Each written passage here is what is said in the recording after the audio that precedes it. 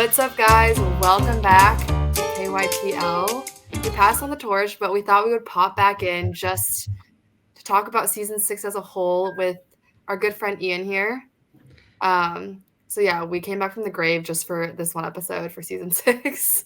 Kind of had to beg Ian to come back. He doesn't have a whole lot to say about the season, but he's very graciously accepted an offer to come back and talk some more. Yeah, that's true. It was, my appearance fee was pretty high, quite high, in fact. But for these guys, for the OGs, anything. Yeah, we had to pay him $50K.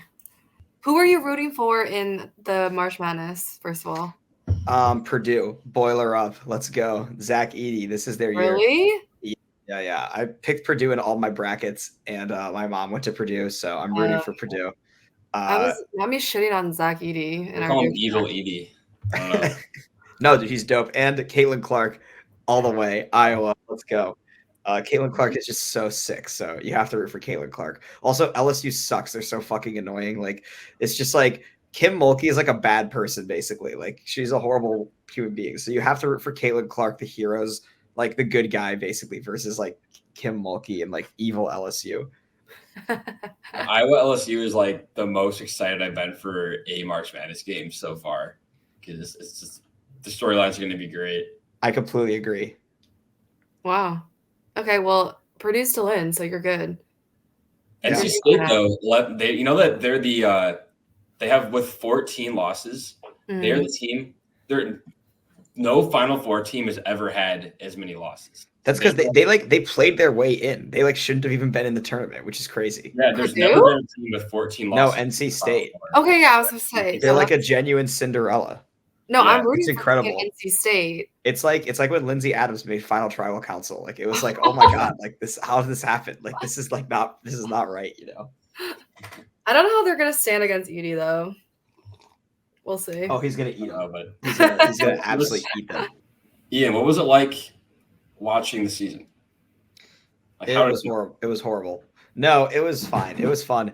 It was really fun watching it back. It was great to see the various like aspects and like see some stuff you didn't know, but mostly it was pretty annoying actually. Like, you know what? I felt like I was like, damn, this is what I've been putting all these other people through all these years. Like when I come out with the seasons, like, and they like people, lots of people have been like, oh, like, I don't know if I can watch my own season, like all this stuff. Now I kind of understand what they mean by that, because it is really annoying to rewatch it in some sense, because all the stuff that annoyed me the first time, like it annoys me even more watching it back. Like you're reminded by like all this stuff that drove you absolutely insane. It was like rewatching a train crash where I know the train crashes and I'm on the train. I'm like watching the train crash on myself all over again. It's like how it felt. I feel like a lot of people thought you were going to be like one of the first ones out. That's what production thought, because I was like picked like dead last in the production draft. I also kind of thought that, honestly. That's why I like played so hard. Like I kind of figured that I might be in some trouble, And so I was kind of like, I'm gonna like make my mark even if I go out early. I have to like be good TV, and like be memorable. Let me pull up the draft actually. For those of you watching this on YouTube. Yeah, I found it. Yeah, so production had a draft, like we usually do. And Ian was out of, there was 20 picks, right? So I believe that the draft was 5 teams. So every team drafted 4 players. And Ian was number 17 pick. Ian was picked by the Brady. It says Brady Bunch Plus. So that's who you were picked by, 17th pick. I'm trying to remember what we thought before the season started, because I don't think I was that involved anymore. So I don't really remember what people thought. Because the way you were talking to, like, you wanted to get cast really badly from what I can remember. So you were being like, I'm going to like go like absolutely bananas, like right out the gate. Like I'm going to be insane. Like I'm going to go off the walls. Everyone's like, whoa, like he's gonna be entertaining, but is he gonna like flame out? Like, what does this mean? Like, what is he gonna do? Yeah, my applications were all like completely insane. I remember, like it was pretty out there, honestly. No, but I don't like, who was the front runner amongst the production people? Number 1 pick was Abby. That's a solid pick. I think that makes sense. Yeah, that's a solid pick. No, we all thought Abby was gonna do so well. Yeah. I think she would have if I was picked by the graduates. I was on your team. all she had to do was just stay calm, and she would have gone super far. Super far. If she had just let Emily Grimm and Lindsay Adams go home and just like chill out and not try to make any big moves literally the second week of the game. Yeah. I still feel so bad for her. That was so hard to watch.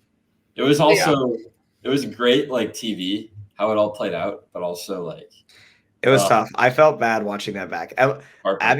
Abby and Stephanie and Luke are the people I feel the most bad about, like kind of what happened to them. Like I feel like they deserved to go way farther than they did. And they actually like wanted to play the game hard and like cared about the game. And so like I respect them for that much more than I respect most of the rest of this cast, which I would consider to be, you know, sort of the clown car circus of Survivor Michigan casts, you know. The GOAT Express, you might say. Who were the last 3 picks? Oh, you know. The last 3 picked were number 18, Lindsay Adams, number 19, Ellie, number 20, T-Rex. Interesting. Okay. Sounds about right. Yeah. All right, continue. Another notable pick, Anne picked number 4. So there are 2 people in the top 4 that got like pretty much instantly. That was tough. And Luke was the 3rd pick. So top of this draft is this is a tough draft. Rejected out of the game. Luke was great. I regret that I'm not like friends with Luke today. Like I really wish that I had like somehow stayed friends with him because I just really liked him. He was a really fun guy. He was really fun to hang out with. Him, Abby, and Stephanie, all 3 of them were really fun people, really cool people. And I like talked to Abby a little bit like while the season was coming out, but like we're not like close or anything. And like Luke, I like don't really talk to, but he's a cool guy. So I wish we'd stayed friends. Mm-hmm. Where is he now? I think he lives in Arizona. Oh, okay. I'm pretty sure he works for the Arizona Diamondbacks, actually. Oh, wow. I'm not sure exactly what his job is, but that's what it seems like based on social media. Luke, if you're listening, reach out to Ian. He's waiting. The pandemic also impacted that. Like we were already graduating seniors, and then like the pandemic, it was like we didn't really get to like do the like. Usually after a Survivor Michigan season, there's like the big party, you know, and you kind of can reconnect socially with everybody. And we didn't really get to do that because of the pandemic. And it was kind of just like once people were gone, they were just kind of gone. Like you never really saw them again. You know, so it was kind of different in that sense than most of the other seasons. And then I obviously graduated as well, so it wasn't like I was gonna like still be around to like try to like hang out with these people. You know, right. So. That's just kind of how it goes. No, I'm trying to see if there's any Arizona Diamondbacks players that are taller than Luke. Wait, how tall is Luke? Tall. He's like probably 9'3". Like how like taller than Zach Edey?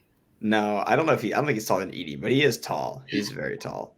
Yeah, he's like 7'4". Do you guys know? I don't know if this is bad. I'm settling the podcast. Supposedly, I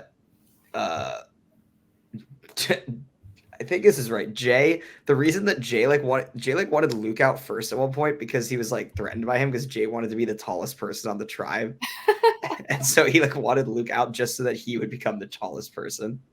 Wait, fun fact about Jay. Every message he sent had like 15 emojis. Oh yeah. Like he was like the king of emojis, I remember. He was. That was like the running joke is like whenever we talk about Jay, you had to put a mandatory like 10 emojis afterwards. That was so good. You know, it's like the spam copy paste does. That's how Jay messaged. Yeah, no, that's how we talked like every time in his producer chat.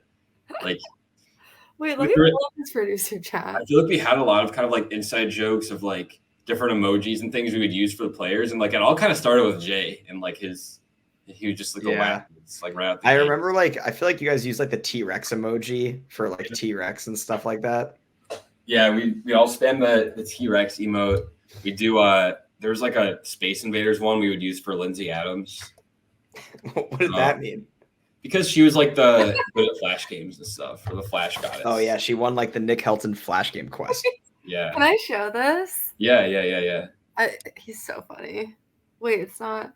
Do you see all those emojis? That's Jay. The emojis. That's crazy. Text. That guy was crazy. He was funny, but he was crazy. Jay after he got voted out. That's a shame. He's so funny.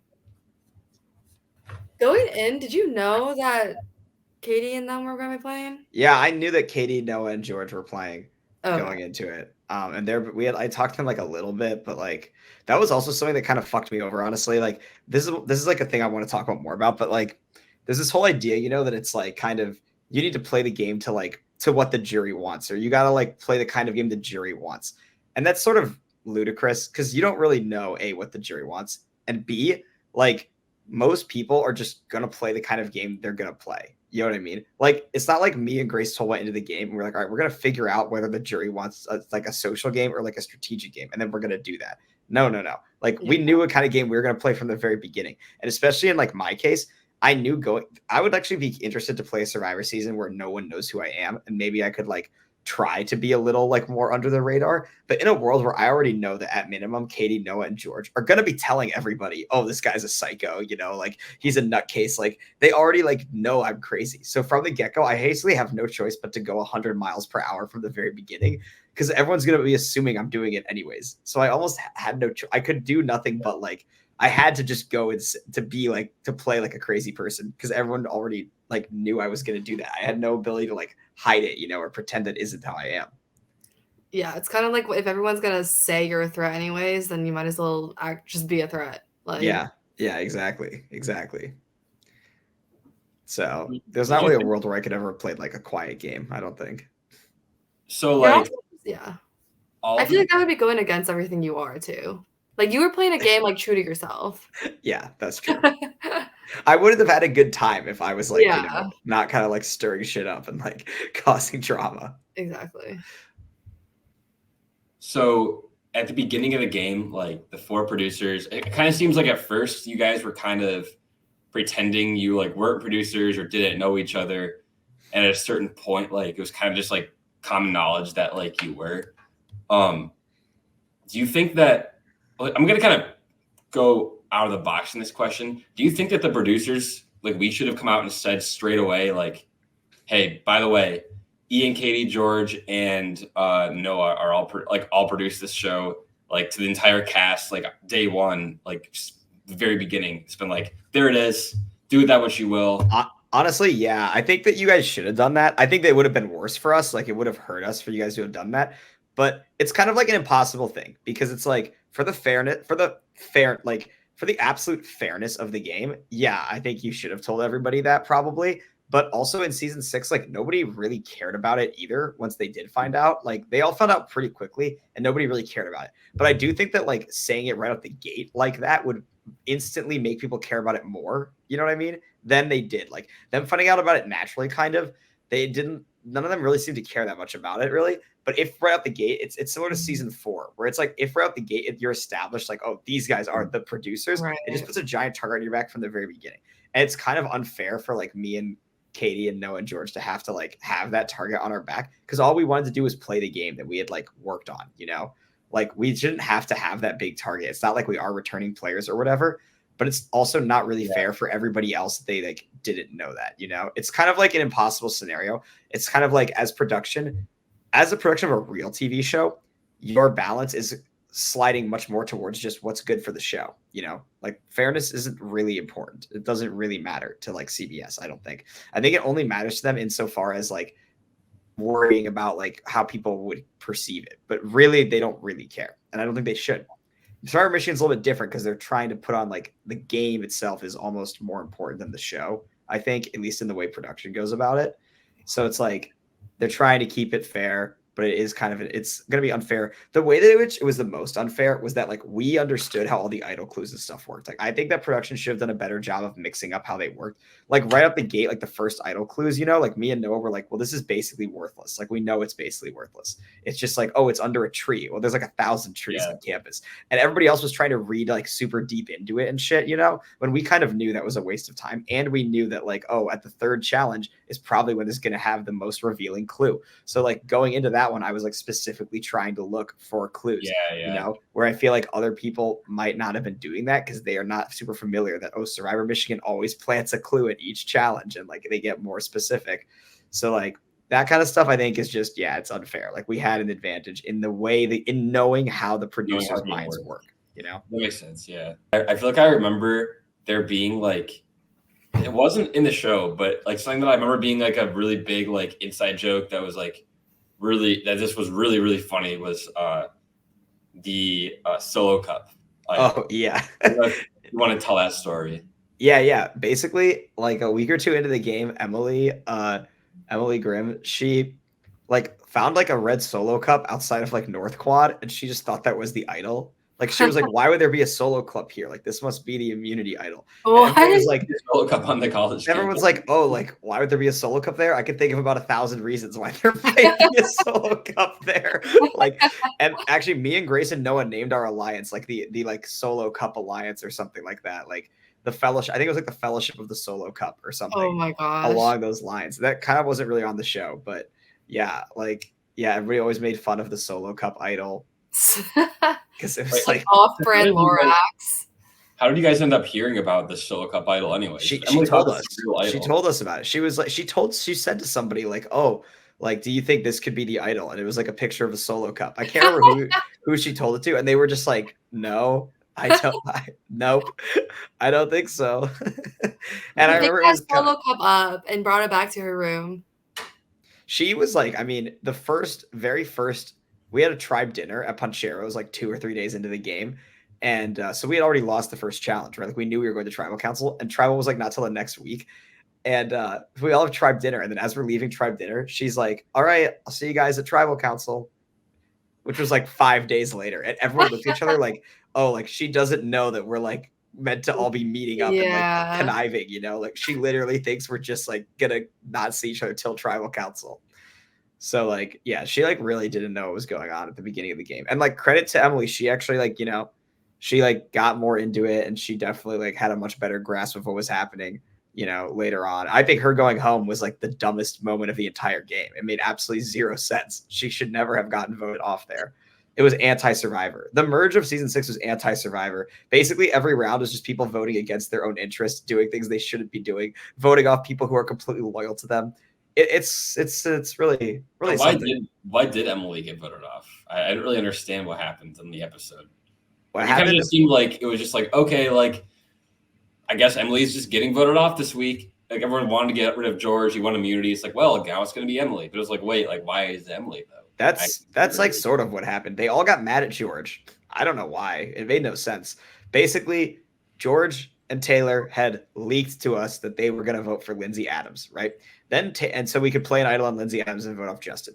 Then Taylor, actually, before the vote happens, though, she went back to Jack and Lindsay R and told them, oh, like, this is what's going on. Like, it's going to be Justin. Like, we leaked this whole plan to them. And she, like, I wish this had been on the show because it's been something that always fascinated me. Like, I want to know how she explained it to them in such a way that, like, she blamed all the blame on George. Like, somehow she explained to them, me and George did this thing, but let's all be mad at George about it, and let's just let Justin go home as well. Like, to me, it's like if I'm Jack or Lindsay hearing this, I'd be like, okay, that's interesting, but like, how about we just don't vote for Lindsay Adams now? Like, why don't we just not do that? Like, if they're gonna play an idol Lindsay Adams, okay, why don't we vote for like Ian or Noah? Just get rid of them. Right. Like, why should we let this plan happen? It doesn't make any sense. But what happens is somehow this conversation weren't in the show, so I just don't know. I genuinely don't really know. I don't understand it. But somehow what ends up coming out of that is that Justin went home. Everybody in the game knew Justin was going home, except for Lindsay Adams and Justin. Everybody else knew what was going to happen. And then afterwards, they were all mad at George about it. They're like, oh, George is the mole. George like ruined. He like is the mole. And I was always like, but so is Taylor. And like, also, you guys all knew this. Like, if it was like, oh, Justin went home and George is the reason why, you know, and he like betrayed them all, it'd be more understandable. But every single one of them knew Justin was going to go home. So really, why do they even care? It's not like he like is coming after them, you know? I mean, I guess at least Taylor told the truth to them, whereas George like kind of like was like hoping they would never find out. But I guess, yeah. But then it's kind of like, if I'm Taylor, it's kind of like, why even tell them? Like, either she should be telling them because she wants to have a different plan and save Justin, or she should like just not tell them at all. Probably. I think she wanted to get. It ended up the result was that like Jack and Lindsay were tighter with Taylor than with George. But at the end of the day, I mean, Jack voted off Taylor before he voted off George. So yeah, I mean, ostensibly that's why she did it, but it's also like everyone always gave her such credit, like, oh, it's so genius. Like Taylor got them all to turn on George. I'm like, is that even good for Taylor though? Like, why is it good for her to have them all mad at George? I don't even think it is. Like, she just broke up her whole alliance. And then if George hadn't won immunity, he would have gone home. Then he won, and they were like, oh, we can't get George, so let's get his right-hand woman, Emily, who's also just completely loyal to them. It doesn't really make any sense. Like, why not just vote off Lindsay Adams that week? There's no round where they should let Lindsay Adams stay in the game. It doesn't make any – she's, like, just not working with them. Like, Lindsay Adams is just always a pawn for Sokka. I have no idea why they're and so she's also like, I feel like she's like taking up a guaranteed spot in the final 3. Definitely, yeah. So I was baffled. I didn't know why the fuck they wanted to vote off Emily. I was so confused by it. I was just beyond confused, and it never really ever made sense to me, honestly. Despite them all trying to explain it a billion times to me, I don't find their explanations to hold water. I think that they just were mad at George and wanted to vote off Emily to get back at him. If you were to rank the top 5 dumbest moments of the season, what would they be in order? All right. So this doesn't include me losing, obviously. So the actual dumbest moves of the season. I think voting off Emily is definitely up there. It might be number 1 dumbest thing that happened, because I just think it was so bad for every person in the game except for Noah and Grace. Yeah. For nobody else did it make sense. So it was unanimous. It's ridiculous. That was number 1.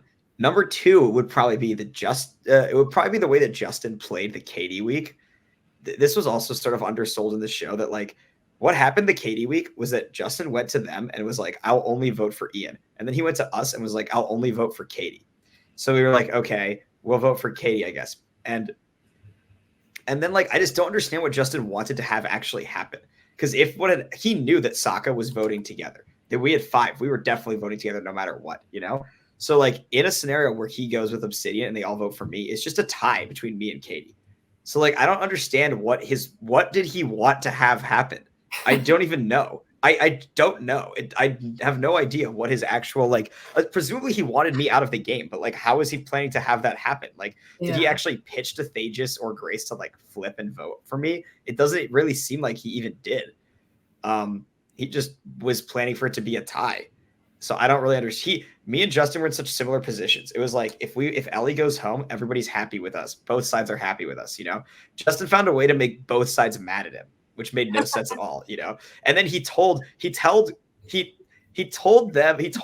oh yeah, they're actually voting for Katie. Like, oh, like you can't trust them. Then he went back to Grace and was like, by the way, they're like actually voting for Ian. So he like almost orchestrated both plans and then told both sides the other side's plan. I think we should just voted off Justin that week. That's what I kind of wanted to do, but like nobody wanted to do it. It's like remember when Bailey like ruined her own plan? It's sort of like that, but at least when Bailey did that, she was on one plan and then she fully changed to another plan, you know? I feel like if she would have went back to Nick afterwards, be like, oh, by the way, like Sam and Adam and Cooper and like Emily, all these people are voting for you, Nick. Yeah, no, that's exactly what it would have. It would have been, it would have been like if she like caused the flip and then unflipped.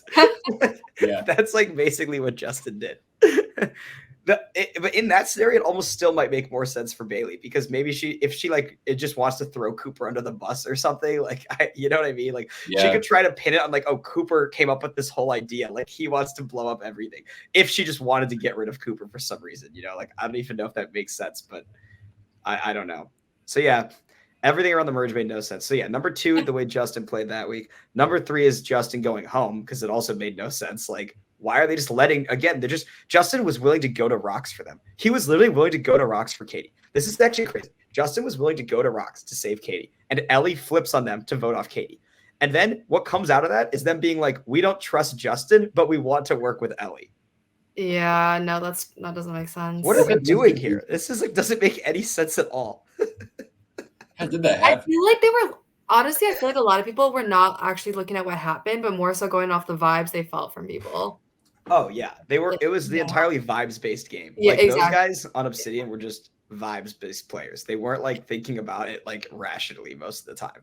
It was pure vibes, which was like very hard to deal with from a strategic standpoint, because you just couldn't properly predict what anyone was going to do, because it didn't seem to ever make any sense. Right. It was kind of funny though, seeing like you and Noah kind of like versus like kind of on comparatively to like, you know, like Lindsay and Taylor and Jack, like it just seemed like 2 completely different like views on the game and how you guys were playing, and just like constantly be like, you were just completely at odds, just complete polar opposites. Specifically, you and Jack, I think too, were like just polar opposites in how you viewed the game, and like either the ultra strategic or the kind of just like I don't know, like whatever, go with the flow, whatever seems right. Like yeah, Jack was a bizarre player. I think that me and Jack had a lot of common interests actually, like, but we just couldn't like get on the same page ever, you know. Like the week Emily went home, what I wanted to do was get me, George, Jack, Emily, Ellie together and make a new alliance, you know? But Jack kept like spilling all the plans. So it just didn't work basically. But then the next week, Jack is willing to flip and vote off Taylor. It's like, bro, like, why didn't you want to do that a week earlier? You know, like we would have had numbers, an actual majority. Now you've lost the game because you can't beat anybody, Jack. You need Emily in the game, bro. You need to go to the end with Emily and Lindsay Adams. But now Emily and Ellie and Lindsay Adams are out of the game, so you can't win anymore. So, like, oh, now you want to blow up your alliance and vote off your closest ally? Like, it's too late, buddy. Like, I don't understand. So is this another one of your top 5 dumbest moments? If number 3 is voting off Justin, is that? Oh, yeah. Number 3 is voting off Justin. I forgot, though, about number 1 actually might be Final 7. Because what those guys were trying to do at Final 7 was fucking ludicrous. This also was undersold in the show how fucking dumb their plan was at Final 7. Oh my god, dude. What was that again? Can you remind us? Okay, so basically here's the deal, right? The merge started and it was 7 Obsidians to 4 Sokka, okay? Yeah. It was 6 Obsidians plus Emily. So 7 Obsidians, 4 Sokka. Somehow, through Obsidian being a bunch of stupid idiots, basically, we get to Final 7 and now it's 4 Sokka, 3 Obsidian. Oh my god, now we have numbers. Amazing. Noah is the biggest threat in the game. He's going to beat anybody at the end. Everybody knows this, right? He has 2 completely loyal people, Grace and Lindsay Adams, who will never, ever, ever turn on him, ever. He also has an idol, half of an idol with Lindsay R that he's promised to give her if he makes it to 6 with his idol. And they have Lindsay Adams steal a vote, okay? So they have like every advantage in the game as well. And they're the only ones that know about the fire making challenge at 4. So they have it all going for them. And that week, George and Jack like wouldn't talk to me because it was like part of their plan was to not tell me what was going on. So I didn't have anything to do but go with Sokka. And what I wanted to do was go to the end with Sokka. I wanted to go Final 4 Sokka and then turn on and then get Grace and Lindsay Adams to vote off Noah because he's the biggest threat, you know? I basically wanted to do like the Shannon and Dale like season 4 ending, but I'm just Shannon and I vote off Dale and then I win. That's like what I wanted to do. And I didn't know at the time that Lindsay Adams and Grace would just never have ever done that. Specifically Grace, you know, because she was like saying she would, but obviously she actually just wouldn't have. But I didn't know that at the time. But Noah did know that. So he should have been fine just doing it, just getting rid of these Obsidians and then get rid of me at Final 4. But he was like so scared of my idol or like so scared of me being in the game because I think he did kind of know that like realistically there wasn't anybody else who was going to successfully orchestrate a move against him if I was out, that they decided they trust Lindsay R. They decided to split votes on me and Jack. And they trust Lindsay R so much that they tell her they're doing this and that she's going to vote for Jack, who's like her only ally left in the game at that point.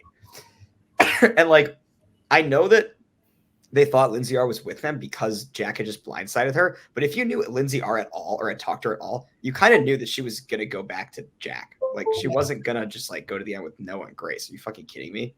So I can't believe they trust her so much. And then if their plan had succeeded and I go home, now they're at 6 in a 3-3 and they just wasted their steal a vote. It's like you actually need the steal a vote at 6, not at 7, you know? It doesn't make any sense. And to make it even worse, if I had played my idol and Jack goes home, now I'm still in the game and furious and like out for absolute blood against you. And even if I do go home next, I am not going to make it easy. Like I am going to go to Grace and be like telling her and Lindsay Adams basically like, you're idiots. You will literally lose the game if you don't like, yeah, I will be like going absolutely bananas. So I don't think it makes sense to blindside me and leave me in the game, which is the most likely scenario because their plan involved Lindsay Adams revealing at tribal council that she has a steal a vote. And ostensibly nobody knows about this. It's supposed to be like her going off the reservation. The plan is Lindsay Adams comes to tribal and is like, haha, guys, I just like want to play this steal a vote and like make my own move. And like, nobody knows what I'm doing. And Noah and Grace are like, what's going on? So the idea that I'm meant to sit there, not play my idol after that happens. And the idea that anybody is meant to sit there and believe that Lindsay Adams did not tell Noah and Grace about this might be the single dumbest thing that anybody thought in the entire game. The idea that they thought any of us were so stupid that we would believe that Lindsay Adams didn't tell them what was like Lindsay Adams she just is an extension of them. She's basically just like a finger of Noah, you know, like the idea that she isn't telling them what she's doing is beyond farcical. So, so I think were the perceptions of everyone like the same as kind of like their edit, like how they were perceived in the edit? I think mostly, yeah. Okay. I think mostly. I think that in real life, it wasn't in the show. It wasn't hyped up enough how much of like a threat Taylor was. In real life, Taylor, it was considered like Noah and Taylor were the top two threats. It was considered like Noah was like the big bad guy, like the big like the Tarowski sort of, but Taylor was considered like the Liz, like everybody loves her. You can't even suggest her name or people are gonna like come for you. Like she's like, the way that people talk about Grace's social game at the end of the game is how I feel like Taylor's social game actually was. Like, I think she actually did have an incredible social game where, like, you were afraid to say her name, Yeah. And Grace wasn't like that. You weren't afraid to say Grace's name. You just didn't want to because everyone thought they would beat her. So nobody, like, cared to, like, more so than people having this, like, love of Grace, they really just had, like, a agnostic view of her most of the game, Like, nobody had strong feelings about her, like, I would say. Yeah. I feel like I remember on the production side, like, we would talk about Noah and kind of like we talked about Dale, like, wow, like this guy just has like literally like full control of the game and every single advantage. Like he's just going to steamroll to the end. And like we thought of Taylor as like almost like a Maggie. I'm not like Maggie as far as like as much like Maggie was her own person, her own character. But as far as like personality wise and like we just like loved Taylor. Like Taylor was just like fan favorite, like on production, like the funniest videos. You're like, oh, like Taylor's gonna be like the star of the show because like she was like in our like everyone's favorite at that time. Yeah, I think she's like impossible not to like. Honestly, like I think she should have been more the star of the show. I was kind of thought there should have been way more of Taylor like on the show. Honestly, I always thought that like Taylor getting voted off would be like that's when the audience would like really turn on like me and George because it'd be like me, George, and Jack, the three like straightest, whitest, most game body, like boring people of all time, vote off like the most awesome, like incredible like female player. But then like in the show, I don't know, I got the sense at least that the fans didn't care that much about Taylor, which I think was like kind of a crime, honestly. Like I think Taylor should have been the fan favorite of the season. Like I think she definitely still was a fan favorite, but it could have been like more. Yeah. If there were more of her confessionals. Yeah. But I still saw a lot of like pro Taylor comments. Yeah. I guess it was just kind of like after Allstars with like how much people loved Megan, I was kind of like, I feel like people are going to really love Taylor. Yeah. But I don't know. They did and they didn't, I guess. By the way, did we ever find out why her name is spelled like that? Like, is there a backstory? Yeah, I don't know. There is. What is the backstory? Is it the backstory is her mother wanted her to be special. Really? Yeah. So she wanted her to have a name that no one else had. Nice. That tracks. That's cool. I mean, yeah, I was like, I've never like what came about. Yeah, I mean, I thought it was crazy that her name was spelled that way. That'd be like if your name was spelled Sarh. Yeah, like it's insane. Like this is objectively crazy. Like it makes sense for some reason. The R, like it makes sense. It doesn't. It only makes sense because we're used to it now because we've been friends with her for so long. What? You know, Flickr. Yeah, that's literally what it is. Flickr. Okay, that's fair. I didn't think. Yeah, but like that's like a company. It's not like a person. Yeah, that's what I think of when I think of her name. We asked any of the Discord questions yet? Maybe we should let's ask some of these Discord questions. Oh yeah, that's another reason we're doing this was that we forgot to ask the Discord questions when I went on with Roger and Sophia. So I was like, okay, I'll record another one because I feel bad when people like Roger specifically asked people to ask questions, so I feel like we should answer them. Yeah, let's ask. Okay, from Calvin. Is this the Calvin that I know? I don't know. How do you feel about your presence in edit during the season, especially from the perspective of an editor turned player? I guess you talked a little bit about this already. It was from an editor turned player. I mean, I think my view of it is like from a show standpoint, I understand more after I edited all the seasons that everybody like really has their own point of view on the game, and that like Survivor, it's like 20 competing points of view, Yeah. Right? Like everybody's little point of view is different than every other person's. And so everyone's going to totally perceive the game completely differently. And in that sense, there's not as much like objective truth as you would think, Like a lot of stuff is just kind of in the eye of the beholder, more so than you would think. Like, and there's a lot of like, yeah, I don't know. That's definitely true. Also, if I from like editing it, all of it, like if I had edited seasons 3, 4, and 5 before I played season 6, I think I would have played a little bit differently. I think I would have been more cognizant of the fact that there were a lot of players who didn't really know what was going on, and that might like have a different kind of impact than I thought it would, Like in my eyes, it was kind of like there's really only a couple people I'm competing against, Like if I get to the end as long as I get to the end without like Noah, George, Taylor, I'm going to win. Like no one else is really taking this seriously. Like nobody else like really knows what the hell's going on at all. Right. Like that was kind of my view. Like I was kind of like, okay, like I just have to get to the end without one of those people and I'm going to win for sure, because the rest of these people don't like, they're not like on the level. They like, don't that like, not like it's just that they didn't understand literally like what we were doing. And I feel like the way you play, I feel like you expect everyone to act like super rationally and like play optimally, but you have to like factor in that like that's what makes it hard.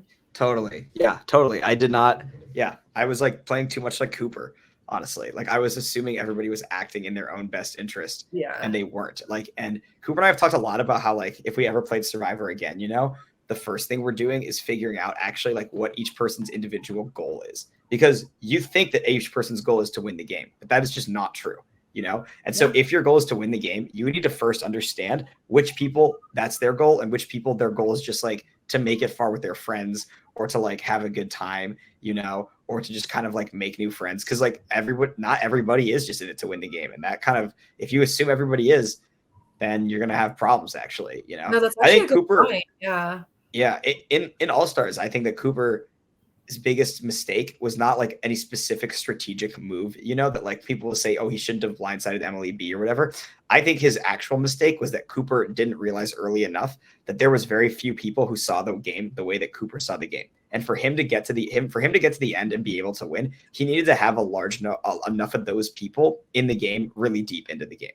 Cooper needed to form an alliance of like Nick Jackson, Sarah Gallagher type people, and himself, and maybe there's a couple others who would have fit into that mold. I think Will also could maybe qualify as that, maybe.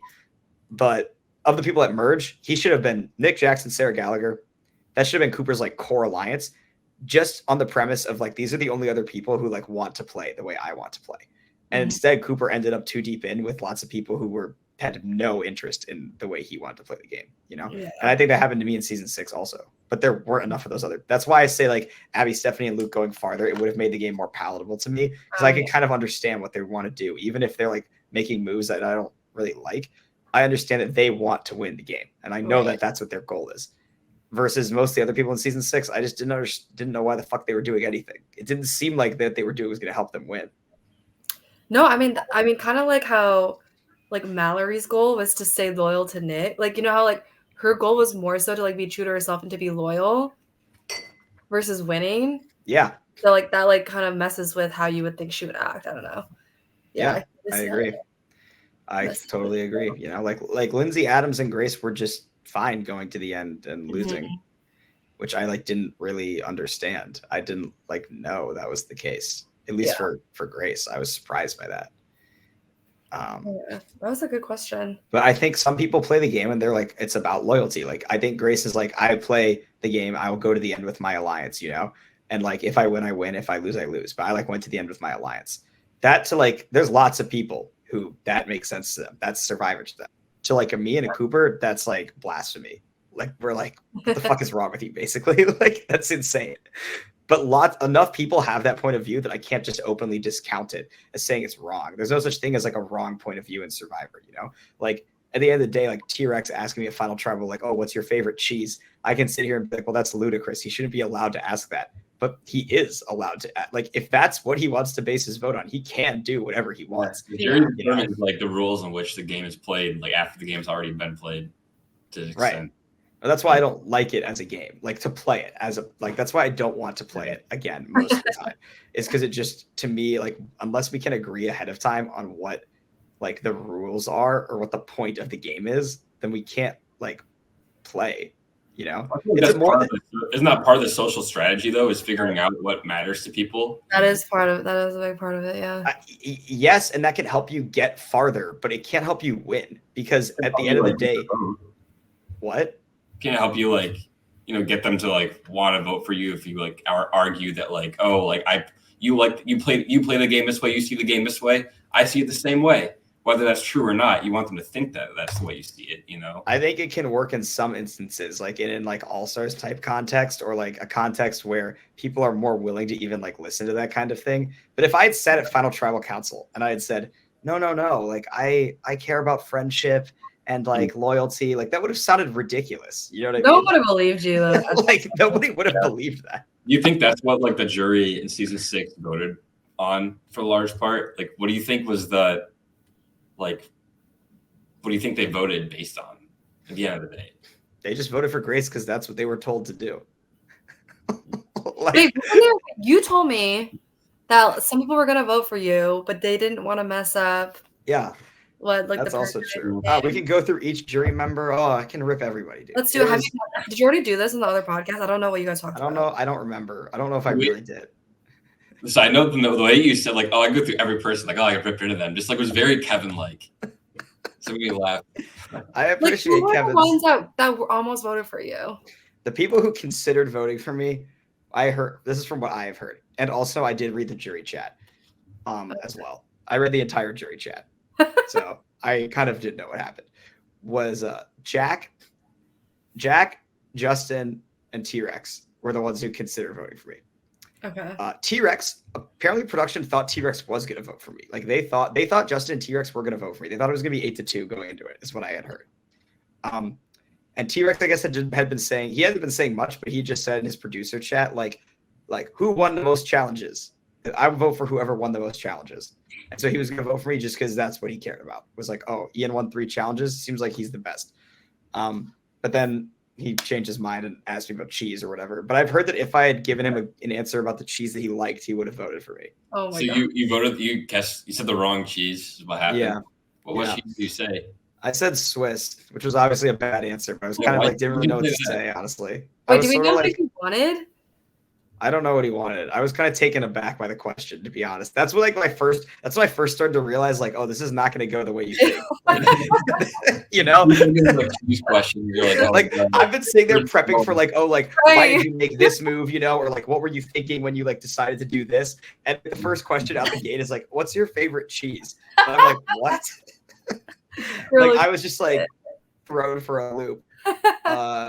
Justin, I think kind of wanted to vote for me because he like actually likes that kind of game play, but he was like talked into the like, you know, perfect game of it all. And like, there was nobody really advocating for me. And I think that like left to his own devices, if it's a black box jury, I think Justin would have voted for me. But I think with all the like persuasion of why, like I was played horribly and like was an awful player, Justin like got talked out of it. Jack, I heard considered voting for me because he was just so annoyed at everybody else that he knew it would ruin their day if he voted for me. Because they got so into the perfect game and like, oh, Grace is the perfect winner. She'll be the most bestest winner of all time. You know, a perfect game. And Jack was saying to people like, honestly, I'm considering voting for Ian just because it would piss everyone else off. And I'm so annoyed with everybody else at this point that like I would do it just to kind of say fuck you to this whole thing. Because then Grace would have had a perfect game. Yeah. It's pretty funny.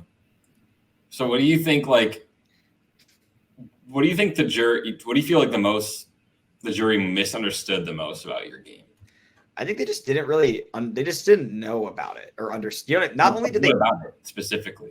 So they like, first of all, like they didn't know anything that I had like done really, you know, like they knew the specific votes that had happened, but they didn't actually know a lot about like how I was directing things or like what my thought process was on stuff. Like Final Six, from their point of view, Grace had like was like a Final Six genius. You know, she like talks them all into not going to Roxford George. In reality, I'm like, we've planned this entire thing out. Every single thing we're saying is to make Lindsay and Jack comfortable enough to not to like, you know, let George go home.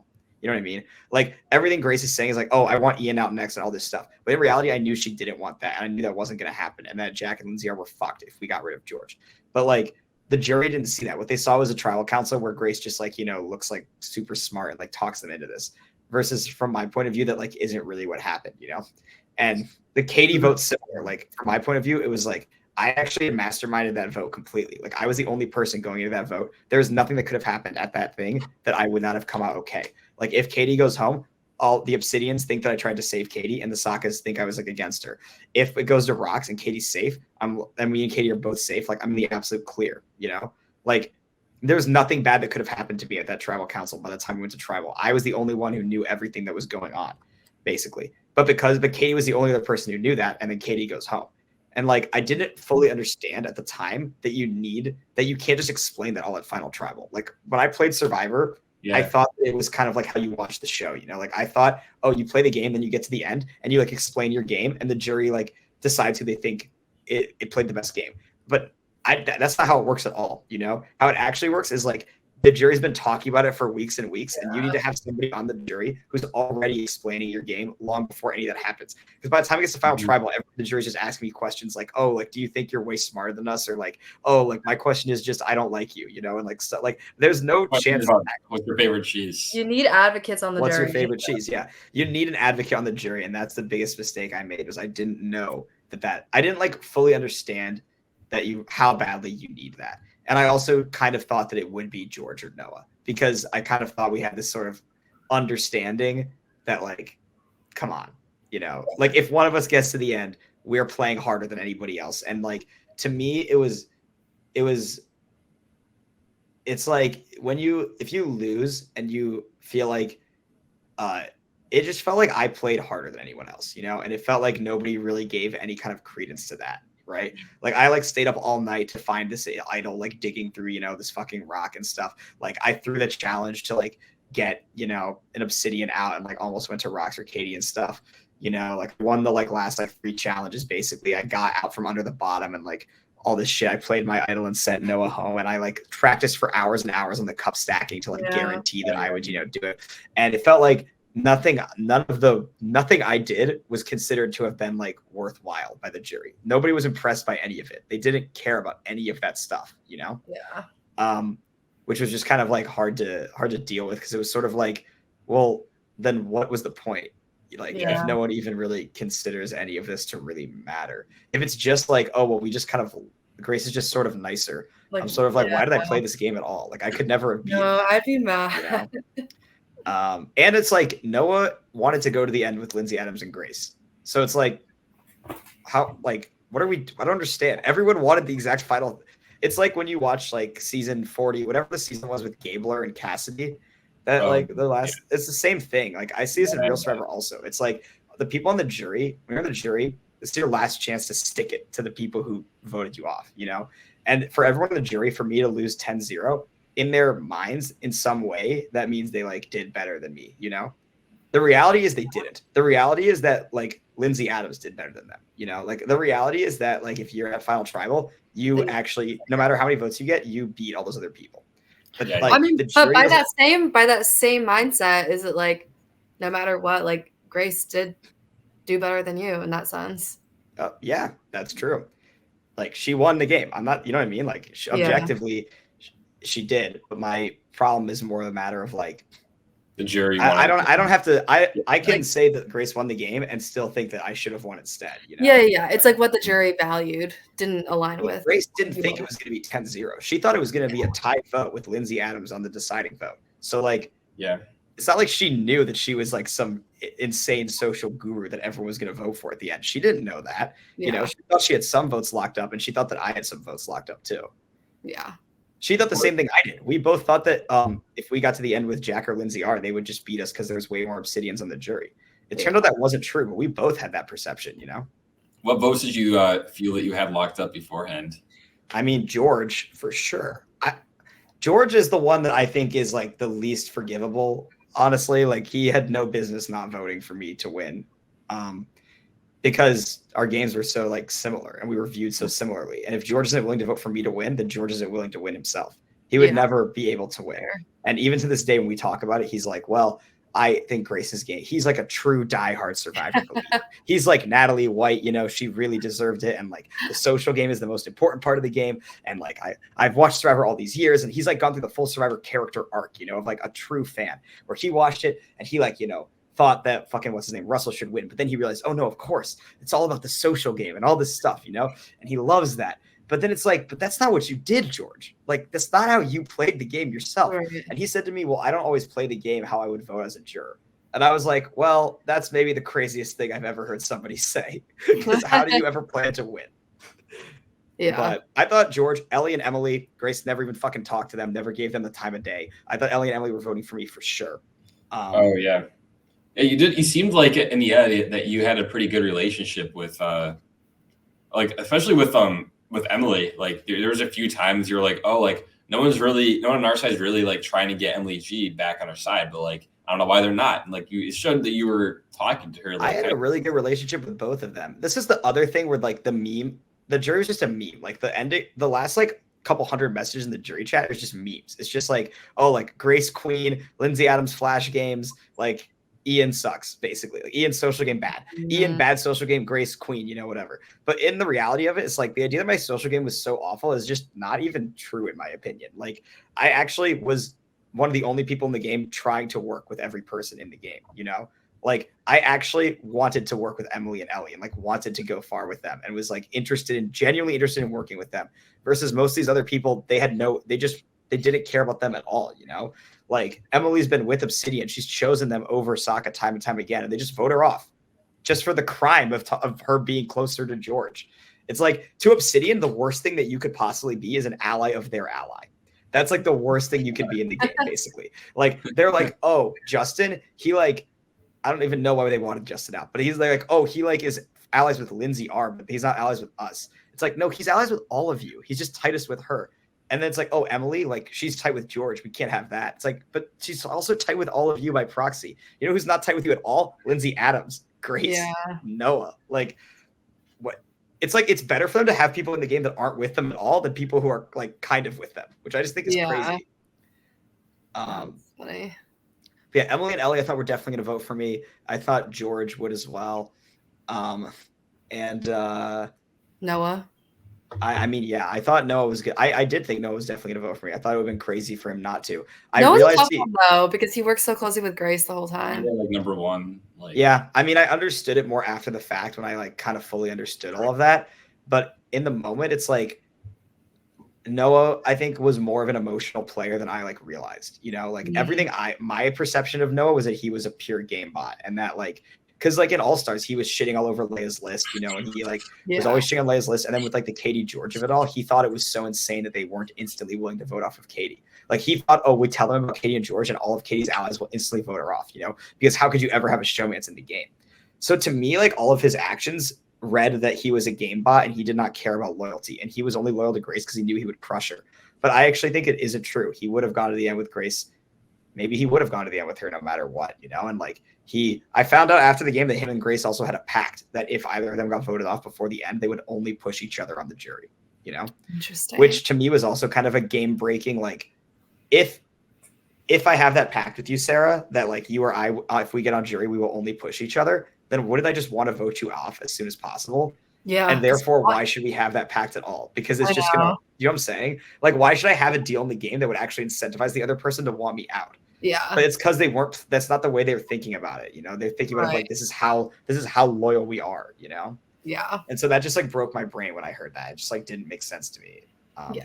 My take on Noah was that he was like very influenced by how Allstars played out, especially that being like his first season as a producer and kind of first exposure to Survivor Michigan. Like for one, like the showmance thing, like it was such a big deal, or like at least to the producers, like there was like a big deal that with like Megan and Jackson, that whole thing leaking. So he was like, oh, obviously then Katie and George leaking, that's going to blow up the whole game too. Right. And then I think also with the way he viewed like alliances and duos and like ride or dies at the very end, like I think that he at least mentioned that in his producer chat as being a part of his, like one of the things that he was influenced his game as well. And so like, it's interesting how, he was very, very, very loyal to Grace, more so than I like kind of understood at the time, you know? But now I've seen so much more and I kind of understand that like, there's a point in the game where you do become so loyal to somebody that like, you know, I understand it. I don't like it, but I understand it in a way that I didn't understand at the time, you know?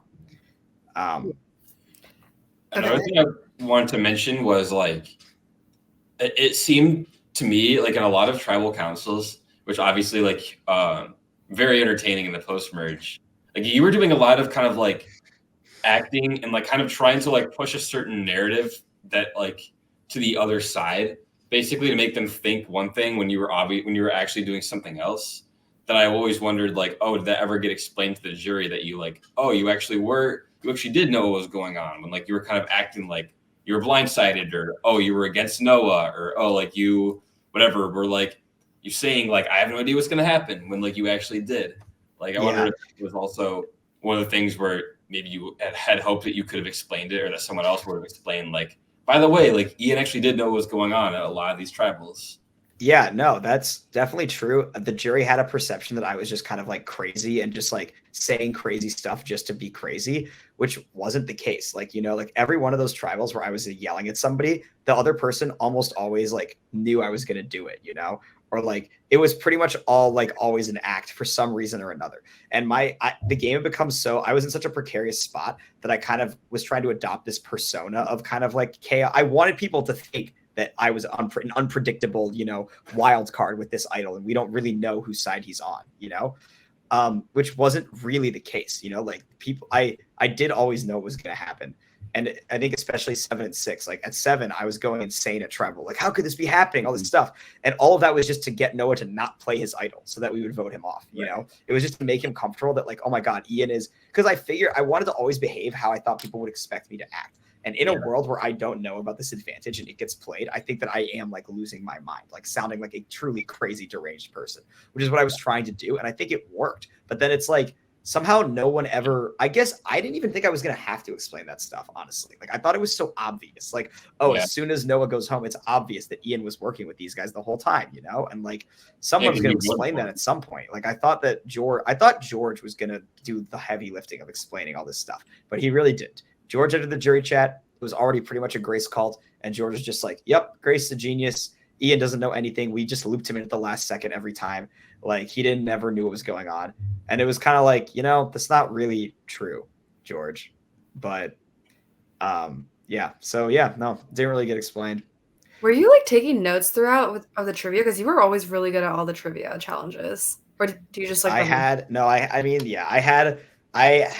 you know, my own spreadsheet of every single vote, right? And like anything that I thought might come up. That's another reason the producers have an advantage. I knew there might be a trivia challenge at some point, right? So like I was memorizing how many I always knew what day it was. Like Cooper, before the game started, Cooper actually gave me a couple like, you know, tips. He was like, always know what day of the game it is. Yeah. Always know what day the merge was, what day the swap was. Like have those numbers always memorized, because they're like, if there's ever like trivia and stuff, that's going to be like, be part of it. Like know how many votes you got, you know, like what? Do you still remember like what day the merge was or whatever? No. I wish I did. Yeah. But I did at one point. Actually, I think I have some of my notes, like props. I will sometimes find old notes and I'm like, oh my gosh, what is that? Yeah. Oh, like this right here. This is one of my I don't know what all's on this. Your video's kind of blurry to me. Sorry. Yeah. Can you see this? Oh, it's just me. Kind of. It has some check marks and names. And this was me trying to figure out who was gonna vote for who. This was like my final tribal like. So I have Ian, Grace, and Lindsay Adams, and then I have Ian, Jack, and Lindsay Adams, and I'm trying to figure out which one's better for me. This ties into one of the questions on Discord. Somebody asks, Shane's 1060 asks, is there a final 3 you think you would have won with? Yeah, I mean, it turns out there was a lot I would have won with, actually. Like, that was one of the biggest things that after the game took me a while to fully understand. At first, I thought that it was this very anti-Ian, like kind of a Russell Hantz like thing. But the reality is it was actually more of a pro Grace. Like Grace would have beaten anybody at the end once Noah was out of the game. Like before Noah got voted off, the jury was much more wide open. And then as soon as Noah got voted off, he was the first kind of like big influencer on the jury. And he basically just talked them all into voting for Grace. And by that point, it was over. Like nobody would have beaten Grace at the end. I believe that.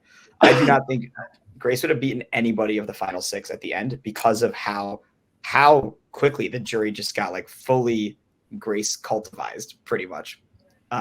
So I would have beaten Lindsay R and Jack at the end. I I think I would have beaten. I think I don't know about George because George is a freaky player. I'd like to think that I could have beaten him, but he's gonna cry. He's gonna make a big scene.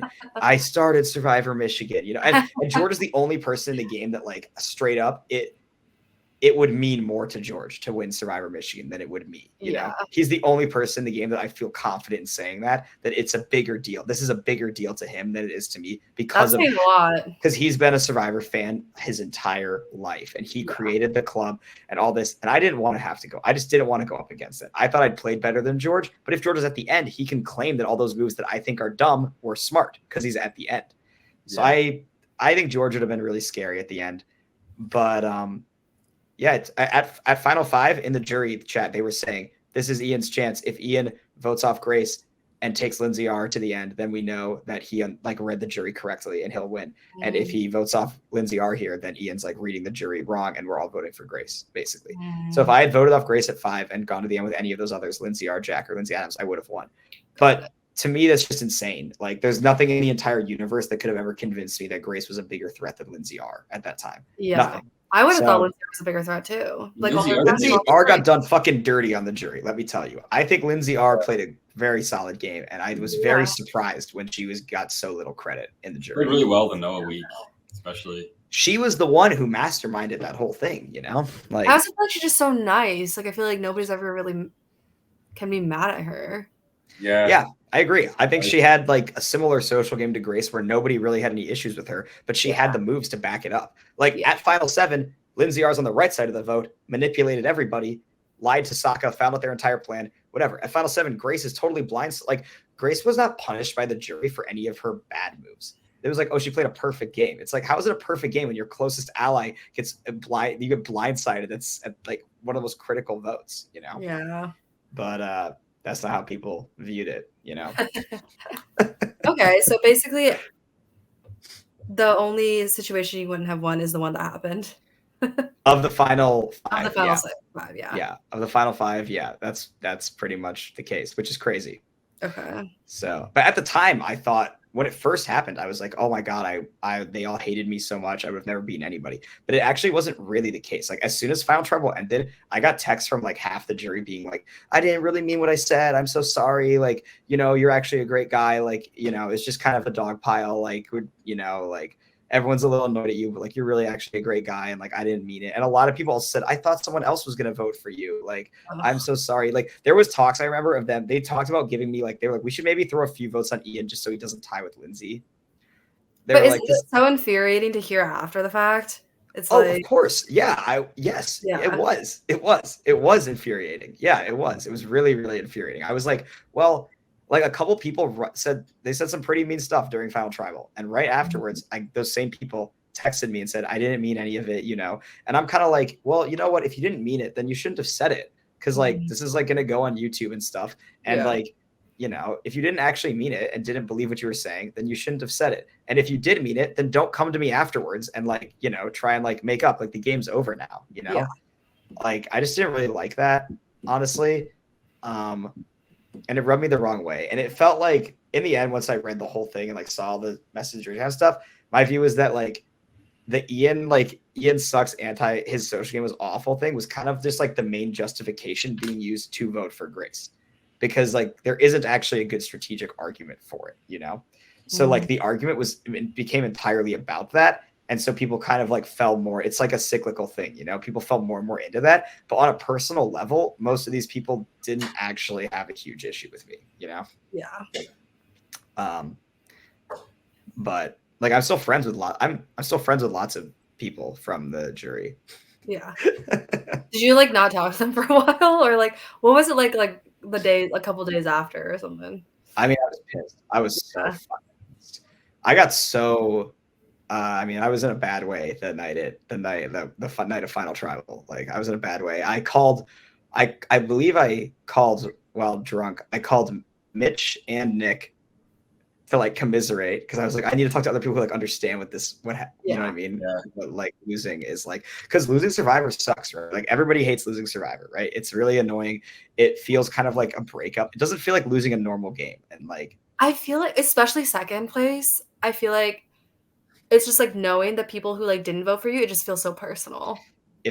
Yeah, the core thing of Survivor is like when you do it to someone else, it's not personal. When it happens to you, it feels personal. Yeah, exactly. And it feels very like, I felt very like belittled. I felt very like disrespected. And it was just really hard to feel like your peers didn't like, they didn't like respect you at all. They didn't appreciate anything you did. It was like there was no one. I was like, not even George and Noah, who were like these other, game bot schemers. Like they didn't have any appreciation for someone who did that. So it felt really personal, and I was really fucking annoyed at all of those people for a little bit. Yeah. But what did Cooper think of it? I mean, he thought it was great. I mean, Cooper was like, yeah, like you should have won, but also like people like Cooper was like, yeah, but like this shit happens. Like, look what happened to Nick. Like Cooper's like, look what happened to himself, is his view kind of like he's kind of like Cooper was like, Cooper's like, yeah, bro, like you definitely should have won, but that's fucking Survivor. Like it sucks, He understood though. He understood because he understood that he would have felt the same way if he was in that position, right? Yeah. Somebody asks, do you still make fun of Cooper for doing better than him to this day? No, actually, not really. No. I wish I did, but then like we've played like. It's just because of like all the number of other Survivor games Cooper's played in, like he has done pretty well in other ones. It's like, it's not like he's never gotten to the end or anything. Like he has, like in other games and stuff. So it's like 5. Also me and Cooper after this kind of took on a more like commiserating role, like we both kind of just like felt bad for each other and like together. Honestly, yeah, like more so than like being against each other. It was actually more at that point. It was more like now we're just kind of bummed about. I'm guessing the answer is also going to be no to another question that says, or does Cooper make fun of you for getting no votes? Oh yeah. Sounds like Cooper doesn't, but other people did. That was another thing that sucked. Was everybody, because I was friends with everyone on production, and everybody knows me, and everybody knew that I had a big ego, and it's kind of like how people didn't want Cooper to win. Like people in production, like I don't know if they didn't want me to win, but there was a lot of people who thought it was really fucking funny that I lost 10-0. Like Crouch made a lot of fun of me. Yeah, like a lot. Like he really lit me up.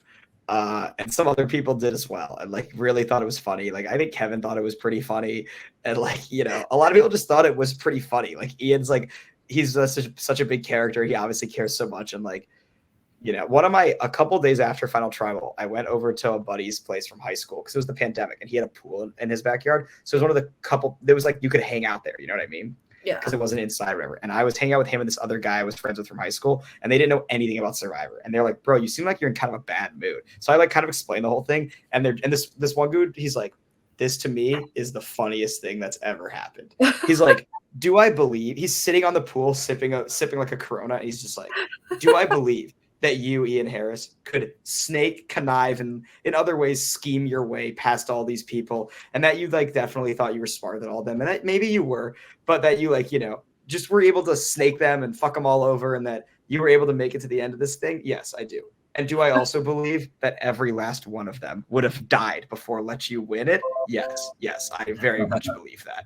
Like he was like, yeah, like I can imagine that playing this game with you, like you winning would be the doomsday scenario. Like for George and Noah, it's like Ian can't win. Like I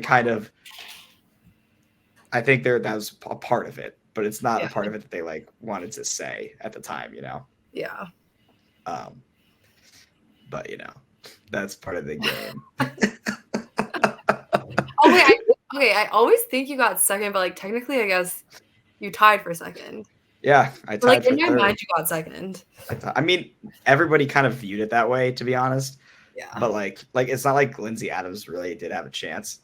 One scenario that I'm always very curious about is if I had lost the fire making challenge to Jack, and I'm on the jury. I'm the last member of the jury. And I read the entire jury chat. I find out that I was going to get crushed by Grace, and that Grace would have beaten anybody. Like, I think that my brain, it shatters into so many pieces that like, there's a scenario where I'm now pushing Lindsay Adams to win the game. Because like, I enter the jury chat expecting to have to convince them to vote for Grace over Jack. But no, I come to find out, not only is that not necessary, but Grace would have beaten anybody, like by a bazillion votes. I think I just lose my mind. Like, I think I go completely nuts. I think I would have given a speech that was something along the lines of like, the jury, we're supposed to do what the jury wants. And this jury has decided that we think that good gameplay is doing as little as possible, being as inoffensive as possible. And, that's good Survivor gameplay, is whoever did the least. And therefore, to support the jury, I must vote for the person who did the least of all, which was obviously Lindsay Adams. If we're voting for who did the least and was the most amiable, pleasant, no one has any issues with them at all person, that's not Lynn Grace. That's obviously Lindsay Adams.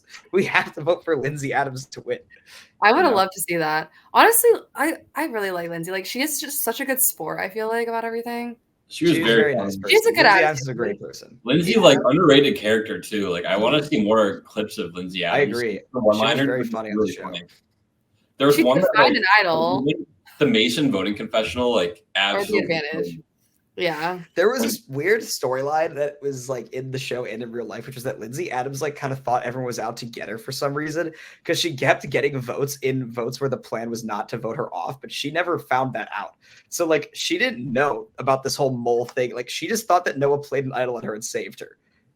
So the whole rest of the game, she has this like stick on her shoulder of like, oh, like they're always out to get me, and like especially George. She was always like, George wants me out. And it's like, bro, George is the one who saved your ass. Like, and that just never like funny. It didn't all like come together for her. Yeah. But season 6 is just a bizarre season. Like nobody on the jury knew what the game was. Like it's the most clueless season of Survivor Michigan. It was the worst played game. It was the worst cast in terms of understanding the game. Like the sheer number of people that just had no idea what was going on is way higher than in any other Survivor Michigan season. Yeah. Way higher. You think I think the jury should have to answer questions themselves before they're allowed to vote. they should have to like at least take a quiz on the game. And if they don't get at least they like don't pass 70, it, you get to vote. That's right. Like the U.S. citizenship test. Like, exactly. It's like a basic competency test. You should have to prove that you know anything at all to be able to get. Like, why does Thagis get a vote? He fucking quit the game. Like, I don't even understand that. That's so funny. Okay, wait. I like this question.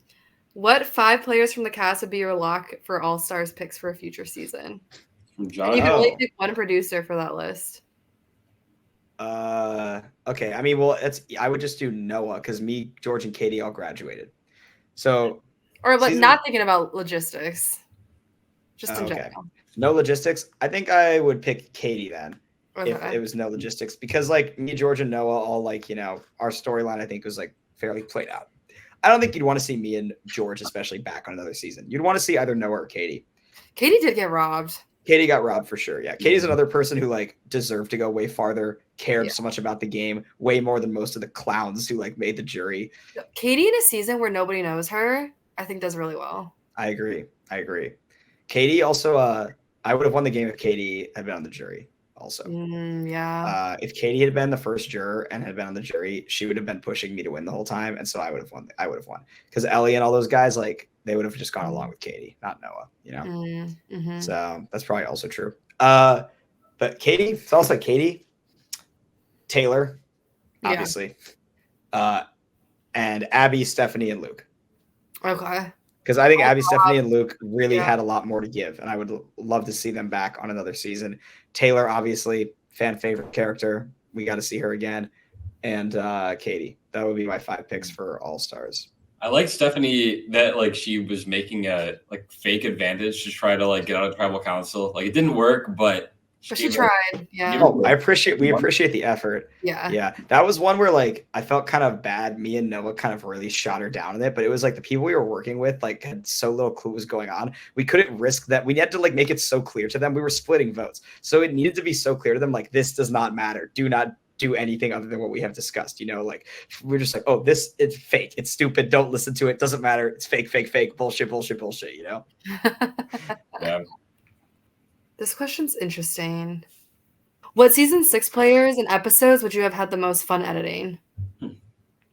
I think the Katie episode, I would have had a lot of fun editing because it was such a I think that episode like could be in contention, like that week could be in contention for like one of the best weeks of Survivor Michigan in terms of just like the number of different plans and like how it all played out. And I think the like let's go to rocks on purpose is like kind of a really fun strategy that I sort of wish it like worked, just because it's like a weird sort of game hack, like I never really like seen anybody try that before, so that was really interesting. Yeah, it would have been really fun if it had worked. But I think even the concept of it is it's funny. It's like Crouch's rocks thing where he's saying, let's just flip a coin instead of like go to rocks, you know? Mm-hmm. I feel like this, yeah. So probably that episode. I also think the Abby episode, in real life, there was way more that went on that week that was not in the show. So like I would have liked editing that episode because I think there was like just a lot more of the strategy that should have been shown. Or like could have been shown, you know, because there was just so much more that happened there. And I think that Abby got a little like underserved a little bit. In the show, it wasn't really clear why we voted off Abby, but in real life, it was because she was like clearly the ringleader of their whole group, you know, like I saw people in the comments being like, oh, like classic, like vote off, you know, their female like ally instead of voting off like the like leader Luke. And I was like, it's literally the opposite of that. Like it's literally like we vote off Abby because she was viewed by far as the mastermind of the group, you know, and that we thought Luke would come back to us if we got rid of Abby. Right. So like girl boss queen, need more Abby in our lives. Okay, what other question did we not ask? Were you the drama?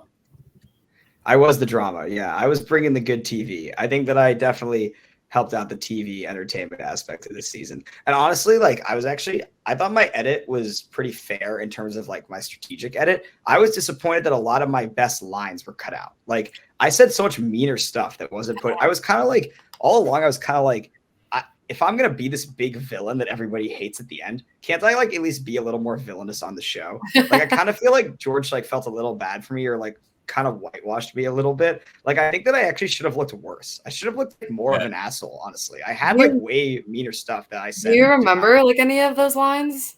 Oh, I mean, I said, yeah, I remember some of them. I said that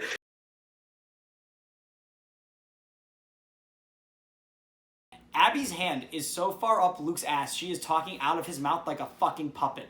It is unbelievable what sort of voodoo witchcraft this girl has casted over this man. I mean, from day one, basically, this guy was like, oh, Abby's the greatest. We gotta work with Abby.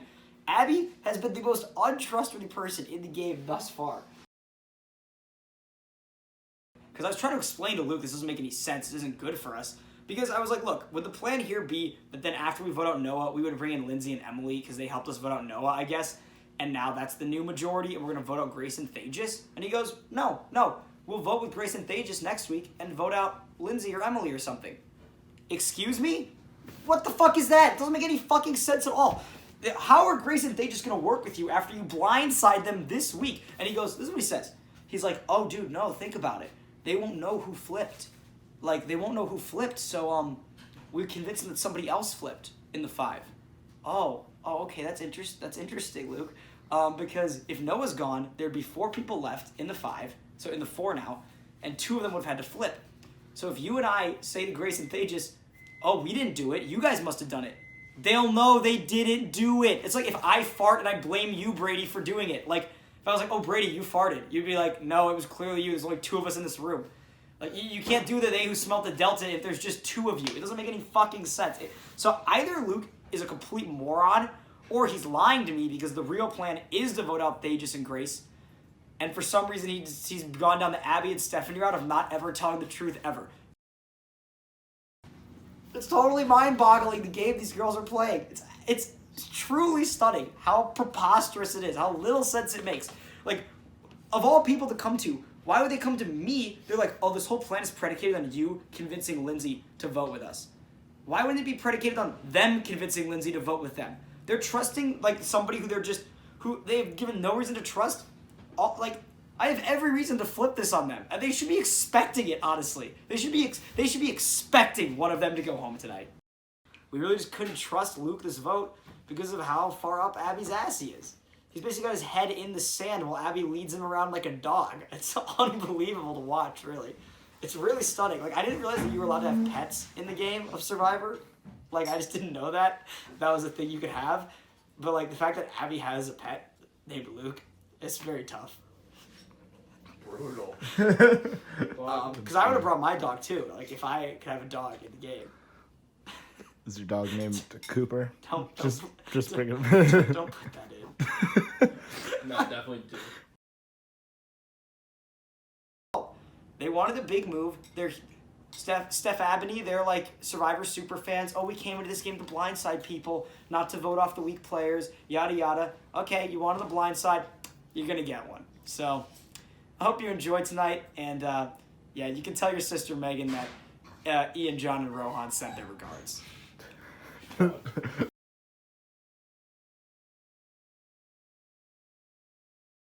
We've gotten pwned in both the first 2 challenges because the people on my tribe are awful at challenges. They're really awful. Like the cup challenge, Luke is like twice George's size, literally. He's twice as tall as George, and George beat him 3 times.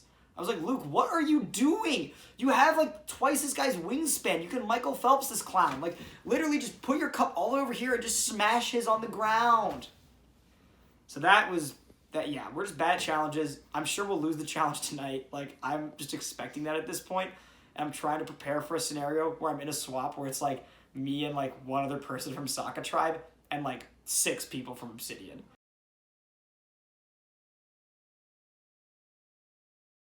So I just don't understand why Noah feels the need to just lay in to Luke as if Luke, you know, went over to the dark side completely. Like, he dabbled in some Sith practices, but he didn't put on the suit of armor. He's not Darth Vader. You know, he's more like, it's like Luke Skywalker, you know, in Return of the Jedi. You know, he does a few dark things, you know. He, like, tries to force choke Jabba the Hutt. He doesn't do that. What does he do? He force chokes that one dude.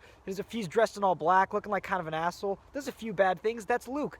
Luke from our game is Luke Skywalker, era Empire Strikes Back, Return of the Jedi. You know, he leaves Yoda, he goes a little off the reservation, decides to, you know, go try and rescue his friends and fight Darth Vader when he doesn't have enough training. He's not ready yet. That's Luke. Luke isn't ready. He didn't have enough training to leave us and go make a big blind side. No. That was a big mistake. But once he does, once we train him up a little bit, then he'll be able to help us out defeat the evil empire of Katie and George.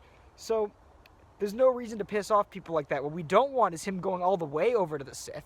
That'd be really bad. If he teamed up with Darth Vader and Emperor Palpatine, that'd be bad news. The rebellion would be toast. So basically, Noah, don't push Luke all the way to the dark side. That'd be very bad.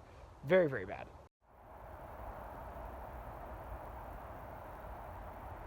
How about this? So I didn't think there was anything that could happen this week that would make me want Stephanie out of this game more than I already did. You're like, what the hell happened to you? Okay, so the whole thing is Hashtag save Stephanie. I'm kidding. But then I walked into a meeting with George and Katie where they had the phrase hashtag save Stephanie written on the whiteboard. This is a real thing that happened. The reason I thought like this would be something that we would even consider is only because I'm seeing from the perspective of my tribe where I'm like, I want Jack to be in with us. Yeah. And then they start going on to this whole cockamamie story about how Stephanie knows Jack, and like if we all do a swap, then Stephanie would be willing to like work with Jack and George and all these Obsidian people. Taylor has a connection with Noah. Yep. I have a connection with Luke, but Jack has a connection to nobody on the other tribe. Other than Stephanie. That's why I was like, oh, okay, he has a Stephanie thing. Oh my God. Well, I mean, I already wanted Stephanie out, but now I want her out yesterday. I already figured that swap. Stephanie is somebody who would totally flip on Sokka because she doesn't have any allies left there. And now they're telling me she'll definitely do that. So yeah, she's gone. She's 100% gone. She's probably on the outs. I was like, well, Jack, like you should have brought this to us before. Yeah, if we had heard this a few days ago, we could have, then from the beginning of conversations, people, I could have pushed Emily instead. And what are these guys thinking, trying to pitch this to me? Like, this pitch was literally them pitching me on why I should want Stephanie out of the game. Their pitch was basically, if you keep Stephanie, maybe she'll flip on you and work with us. And I'm just like, okay. Sounds like a good reason to get rid of her then, doesn't it? Like that just makes negative sense. Absolutely negative sense. So yeah, that was pretty funny, honestly. I was just laughing about that. That was truly ridiculous. Ludicrous.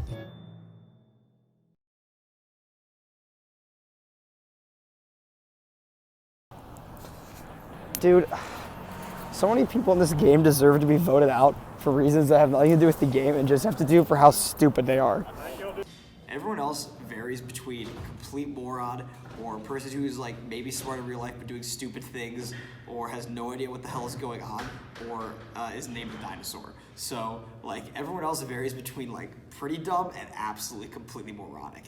You know, like Luke seems like, again, like somebody who's smart in real life, but every Survivor move he makes is baffling. It's beyond baffling, in fact. It's preposterously baffling is what it is. It's a level of ridiculous that almost makes you wonder if he's trolling himself. Like, does he just roll a dice on what he's going to do each week? I mean, that's what you start to think with this guy.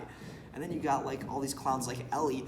Ellie's like, yeah, so I saw on Taylor's phone that the other girls have a group chat without me. Like, do you think that's concerning? I was like, yeah, they have a group chat without you because you're on the bottom because they lied to you about the vote. She's like, but they're all so nice, you know, they're so nice.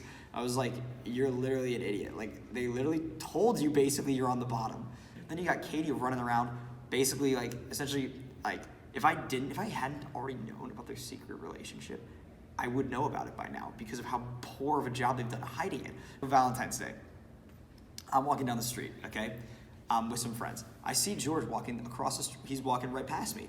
I was like, oh, George, hey, what's up? And I slowed down. I was going to talk to him for a few minutes, and he has a plastic bag in his hand. I can't see what's in the bag. And he just goes, he races immediately, super quickly, and is just like, I bought candy for myself, and said it exactly like that. He was like, I just bought a bunch of candy for myself. And I was like, what the fuck is wrong with you? Like, the levels of depravity here is just absurd. On number one, he seemed to think that I would notice what was in his bag.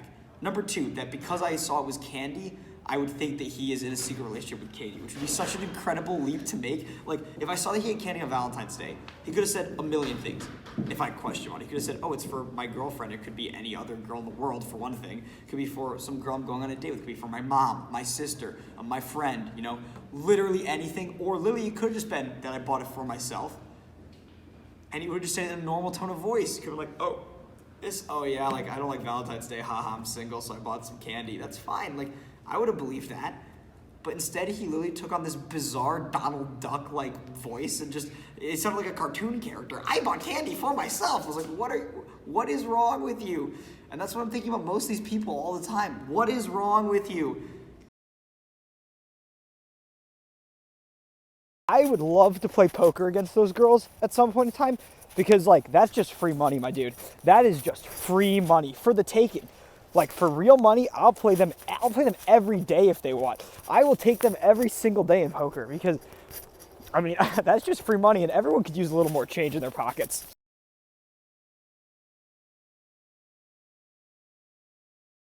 What the fuck is what is George Jane doing? This guy was the founder of Survivor Michigan. One of the biggest Survivor superfans I know is playing a game so baffling that I literally cannot describe it to you.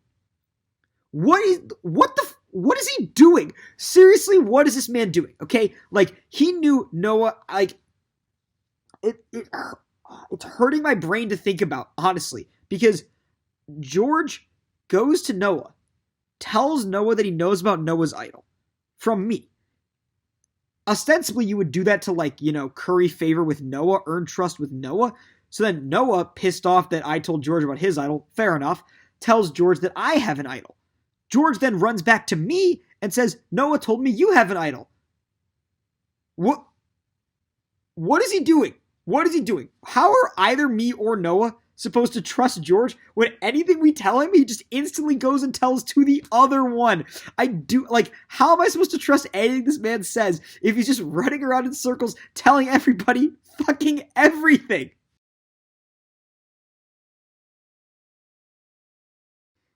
George is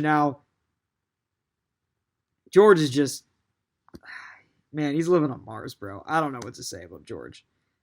He's on another fucking planet. He is on fucking Jupiter.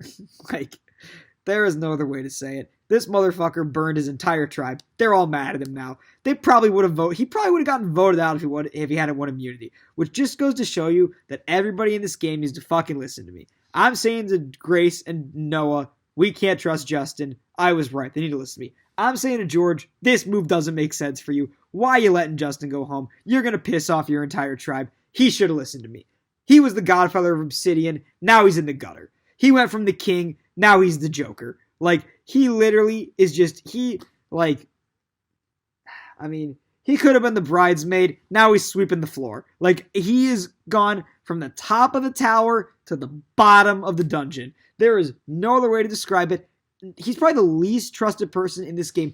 I think there was actually a group chat started this week called Fact Checking George, which was everybody in the game or everyone relevant in the game. So it was everybody in the circle basically. So it was everybody besides Elliot. It was basically the entire like Final 8 chat, except George was not in it. Now, granted, I've also heard there's the same chat without me in it, but it's not called Fact Checking Ian. It's just called like Final 7 or whatever. So that makes it slightly less bad to me. Like, this is called Fact Checking George. Like, that means everyone feels like they need to fact check him because everyone thinks he's just running around telling everybody everything. It's not good gameplay. It's definitely not good gameplay, and it's disappointing gameplay to see from the guy who founded Survivor Michigan. You would expect better gameplay out of that guy. You would expect it, and you'd be wrong.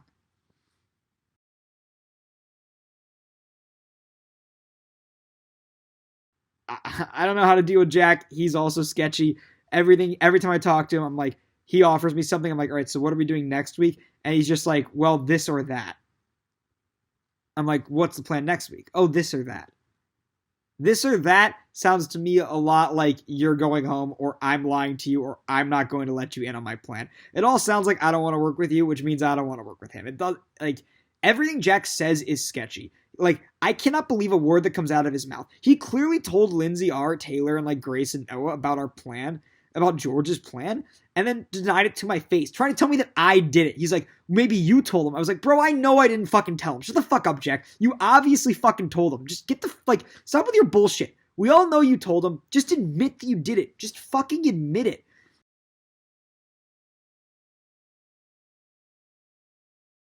I want to understand what she's doing, and I kind of want to work with her. Also, just because I like her. Like, she's funny. She's fun. She's fun to work with. She's fun to talk to.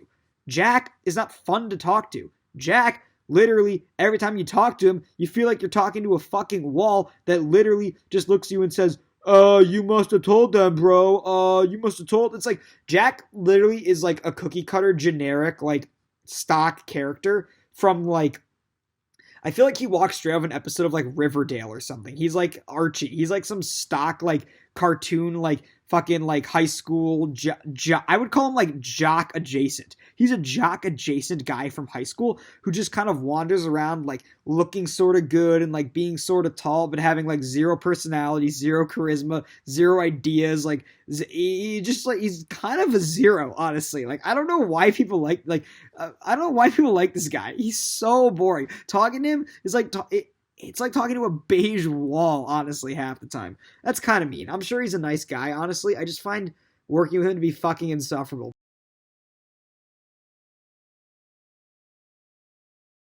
Are you kidding me? All this? Saka Lindsay found the advantage at she found the advantage at 2:30 in the morning by herself?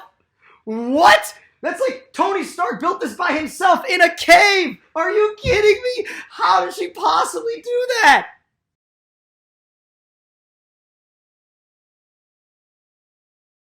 Oh my god, these fuckers! They're all screwing me! And now it's gonna cost Noah the goddamn game. If you come at the head honcho, you best not miss. Kopaka to the end, you clowns. We could have literally straight pagonged Obsidian out of existence. But now it's gonna be war. Now it's war. You did this. This is your fault, Noah.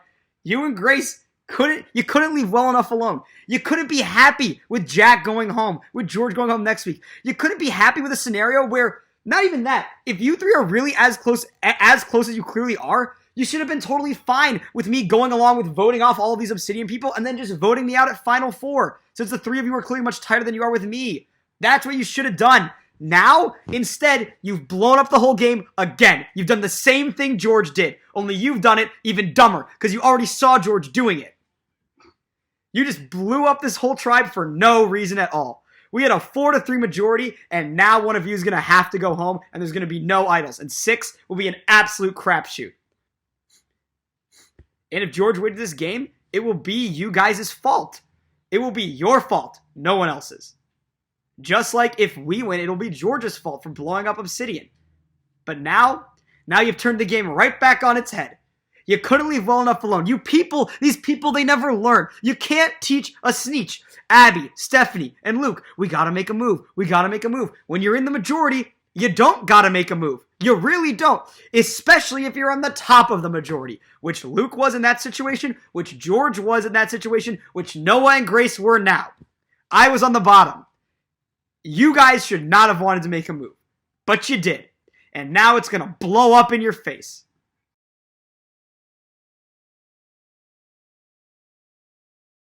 A king in the castle, king in the castle, king in the castle. I have immunity, I have immunity. Well, they always said, they said, Ian will never play his idol correctly. He will never play it correctly. Well, then one day, Lindsay come to me and I play it correctly.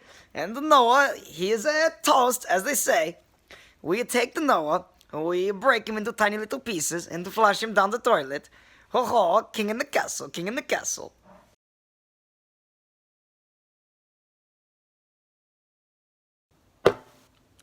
Jack doesn't deserve to win the game. Like, who will I vote for if I get voted out? I don't want to vote for Grace. She's played a pretty awful game as far as I'm concerned. She's been really good at lying. Great. But, she went along with all of Noah's plans, even when they weren't good for her. Her game was basically over after Noah got voted out, except that I was willing to still work with her and stuff, when I definitely could have just voted. I could have just voted Sokka Lindsay out, and her game would be toast, done, zip, nada, over.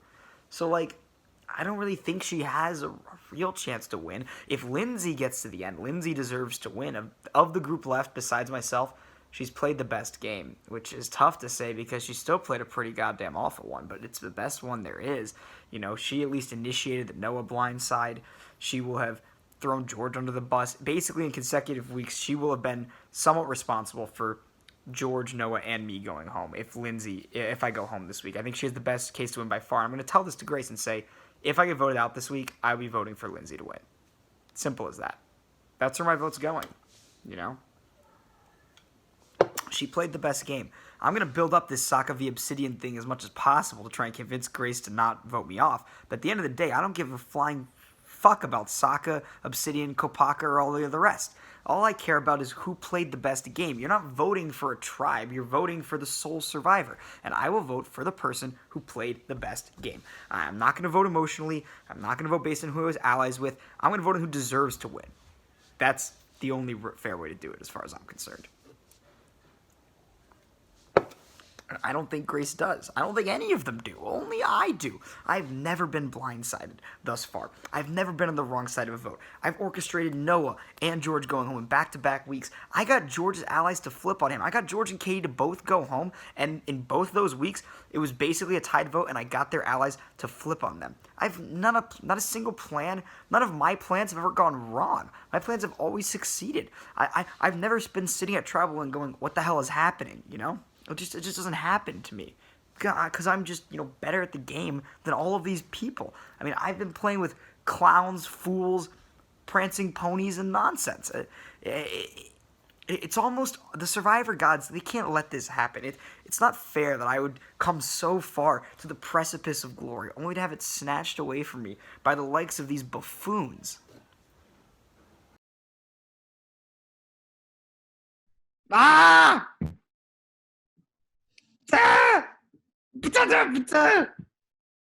So tell me how you really feel. That's how I feel. I have something to say to you, and I have not criticized the production in quite some time, so it's high time I did it again. Why would you make the Final Four challenge one of the most arbitrary challenge we've done yet, with a game with almost zero skill involved, where you're just running around in circles. Nobody has any strategy. No one knows what the hell they're doing. We should have, at the least, this could have been like, oh my God, it's unbelievable. It's unreal. Lindsay Adams is like the goat to end all goats. It's unreal. Really nice girl. Super nice, but terrible at Survivor. Absolutely awful at it. What about Jack's game? Oh my God, Jack's game is just, at least Grace's game makes sense. Jack's game is like watching a schizophrenic try and solve a puzzle. Like every week, this guy's just like coming up with some new nonsense, shaking all over the place. He just sits there with that like look on his face like, oh, what are we going to do this week? Haha, I feel like you're all going to vote me, Ian. Haha, like, it's like Jack, like, it's He's like, I don't really trust George. It's like, okay, Jack, what are you giving me besides that? I don't know. I don't trust George. Like, all right, is that all you can say? Like, oh, it's like a wind-up doll. You just pull it back and all it says, I don't really trust George over and over again. Neither do I. No shit. No one trusts George. Like, Jack has one move to his name. One. He convinced me to vote out Taylor. That's the only thing he has going for him. And it could be argued that that was also a bad move. What he probably should have done was convince me to vote off Taylor, convince me not to play my idol, then gotten all the votes on me.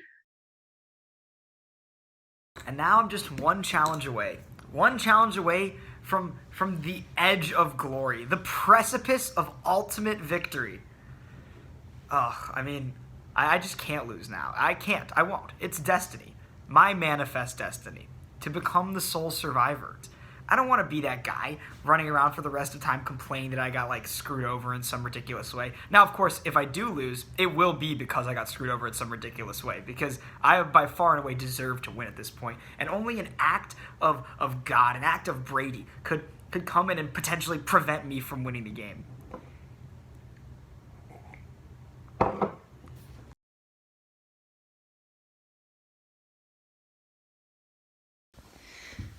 This season, I have outwitted, outlasted, and outplayed them all. I'll see you in the finals, guys. It's been a hell of a ride. It's tough because if I'm on the jury, I'm going to be supposed to be like pitching for Grace to win, but Grace doesn't deserve to win either. I'm the only one in this game left who deserves to win.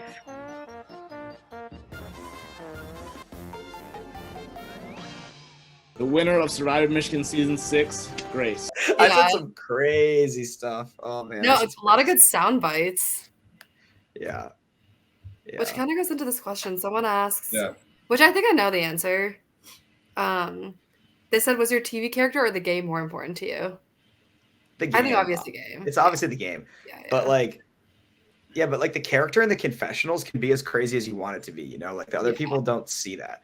I really wasn't trying to necessarily be a big character. I mean, I was trying to be a big character like in tribals and stuff, but I never thought I was doing it that would like, I never thought it was like harming my game. You know what I mean? Which I think it kind of was actually, but I just didn't really realize that, you know? Mm-hmm. I kind of thought that everyone just kind of knew it was all a joke, but they like didn't, I think. Yeah. Like there was a lot of times where I was like almost too honest with people. Like my pitches to people would often be like, oh, like you should do this because like doing something else wouldn't make sense, you know? Yeah. Like, oh, like we should make this move because like it's the best move for you.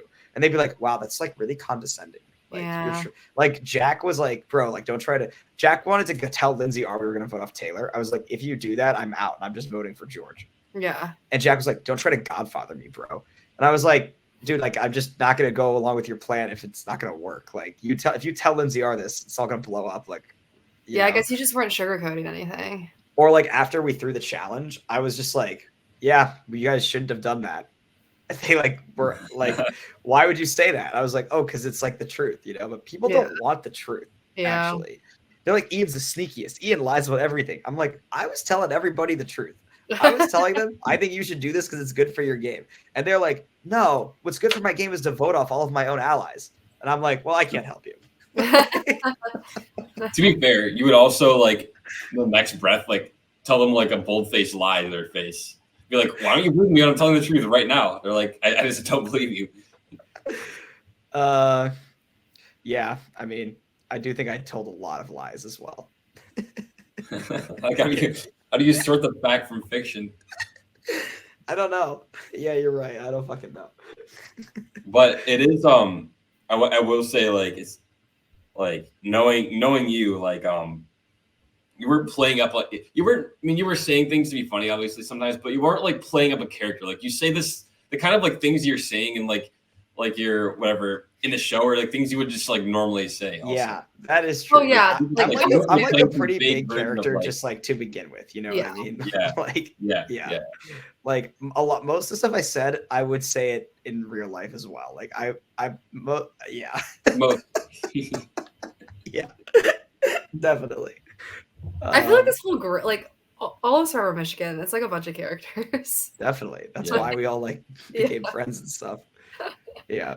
One thing I want to say before I forget it is that I I felt really strongly that the game was very easy for Grace and Noah.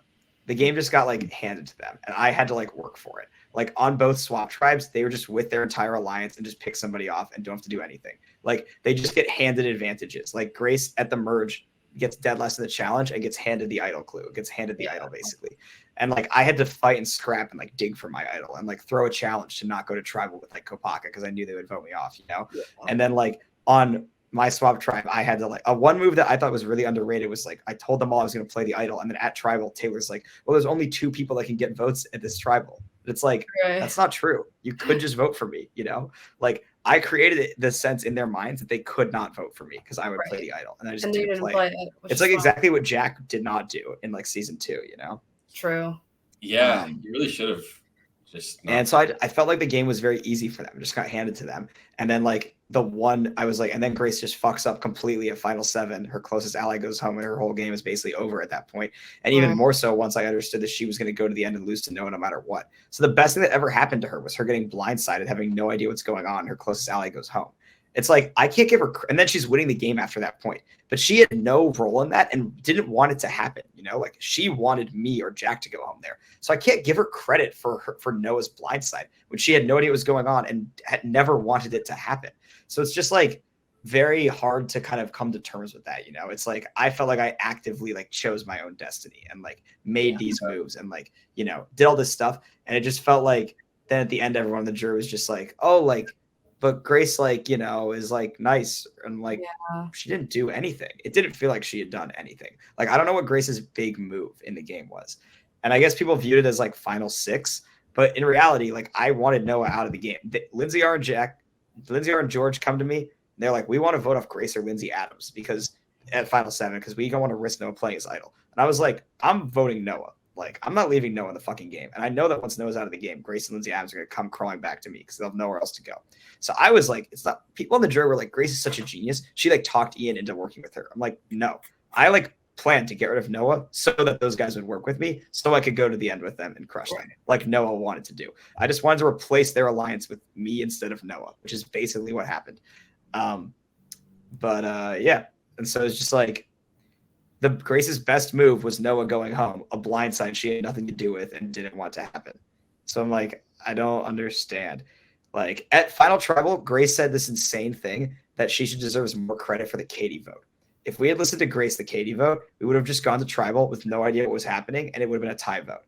She didn't want me to go talk to Katie. She wanted it to just be, she was like, we can trust Justin. We have to trust Justin, even though it was so obvious Justin wasn't with us. And none of that made sense. And Justin was obviously not with us if he was like telling them all this stuff. She was like, we just have to trust Justin. Like we should just go to Tribal and trust Justin. I was the one who went out and fucking, you know, figured all this shit out and like talked to Katie and like flipped Ellie and all of that. Grace didn't do any of that. So I was like, how is she saying the Katie vote was like her move? That doesn't make any sense at all. If it was up to her, we would have just gone and tied. No, I mean, that makes sense to me. So that was tough. I was like, it feels like I worked very, very hard and this person just kind of coasted, didn't have to do anything, and then just got rewarded for doing nothing. And it kind of hurt. The thing is, it's like life, like Survivor's not fair. It's like life. Life's not fair. Yeah. Yeah. And that's true. That's like a tough pill to swallow. Well, that's why I don't want to play Survivor again. Like, I don't think it's a fun enough. I think like the highs of it is high, but the lows are pretty low. And I also think it is pretty messed up as well. Like the entire conceit of it is like forming. It's like, I kind of agree with the Leia's list of it all to some degree. I not necessarily that strategy, but like where it's coming from, you know, that like on a season of Allstars, it's like, you know that every single person, this is like their entire world to some degree. Yeah. And it's like, you know how much it sucks to lose and to like really bring that upon, it's a zero sum. Like either you're going to hurt your friends or they're going to hurt you. And it's kind of like, why are we choosing to do that? It's like kind of messed up. Like, well, it's because that's how we all became friends in the first place. I know. It's like an addiction though. It's like, we like can't stop doing it, but it's like, I don't know. I think it is kind of messed up, honestly. I think it's really good TV, but I think it's like kind of messed up at the same time. I think that the point of real life, I think that people play Survivor like they would play their games, but the idea that it's inherently like people's, how they are in real life, I don't think is true. Cause like in real life, like, you know, like Cooper is like a very loyal person. You know what I mean? Yeah. Like he's like very loyal to his friends. He's not going to just cut them for no reason. Or even somebody like Kevin. Like I've never heard of Kevin just like throwing one of his friends under the bus for no reason, like he did with Will. But in the game, Kevin's like, this will just be funny. Yeah. But in like real life, he's not going to behave that way, you know? Exactly. So it's like, because in real life, real life isn't a zero-sum game, you know? You're actively like, if it is a game, insofar as it is one, you're actually incentivized to be like forming close bonds with people and never breaking them, like ever. Like that's like your actual incentive in life. So it's like a completely different thing. That's true. It is like a game just because of how long it lasts and the nature of it, where the lines between the game and life just feel very blurred. Yeah. Blurred. It's so easy to say. It was just like you're not going to be like apologizing for like, oh, I'm sorry, I like manipulated you there in that chess move, like or whatever. Like you're bluffing in poker, and like you're not going to have some sort of like. It goes on for so long. It's not a game anymore at that point. You know, it is sort of real life somehow. Even though it is a game, it's like doesn't really feel like a game. It's a social experiment. You know, it's like designed to like kind of like do some. It doesn't mess with you, like. Yeah, to like do some crazy shit to you for sure. So it's like, yeah, it feels like real life betrayal. Like you're like being actually like hurt, you know? Mm-hmm. Yeah, and losing Survivor sucks. And I think that like the most real thing I ever saw in the real show was a scene in Winners at War where they're on edge of extinction. And Boston Rob's talking to Adam Klein, and he's like, "Hey man, like, are you okay? Like, losing this game can really like fuck people up, basically." And like, that's not something the real show really has engaged with that much. That's like the only time I've really seen them engage with it.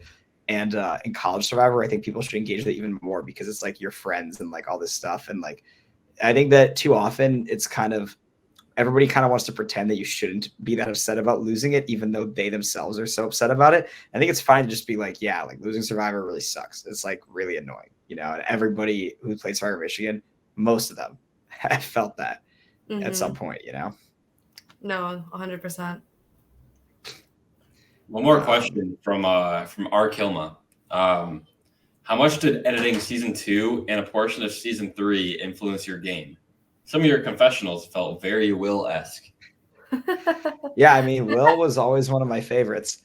I wouldn't say that I was intentionally trying to like be like a Will or something, but I had seen like what is good confessionals, and I was kind of trying to like emulate those like writ large. Like probably like the ones that influences the most at that point in time would have been like Will and Kevin. I feel like I was trying to be sort of a combination of them in some capacity.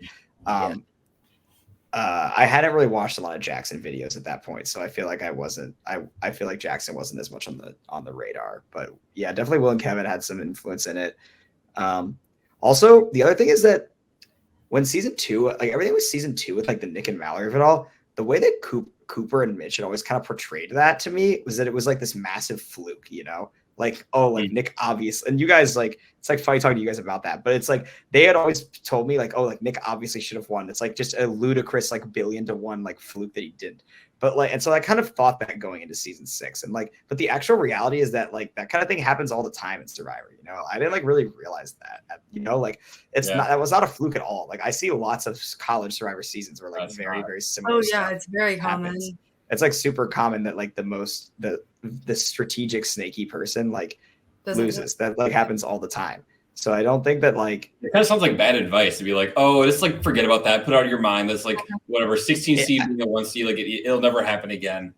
I don't think they were giving it as advice. It was when we like season 2 was ending and stuff, you know, and like just the way they viewed it. And it's also because of season 1 was so game body that like the way season 1 operated was very different than most of the other seasons. Yeah.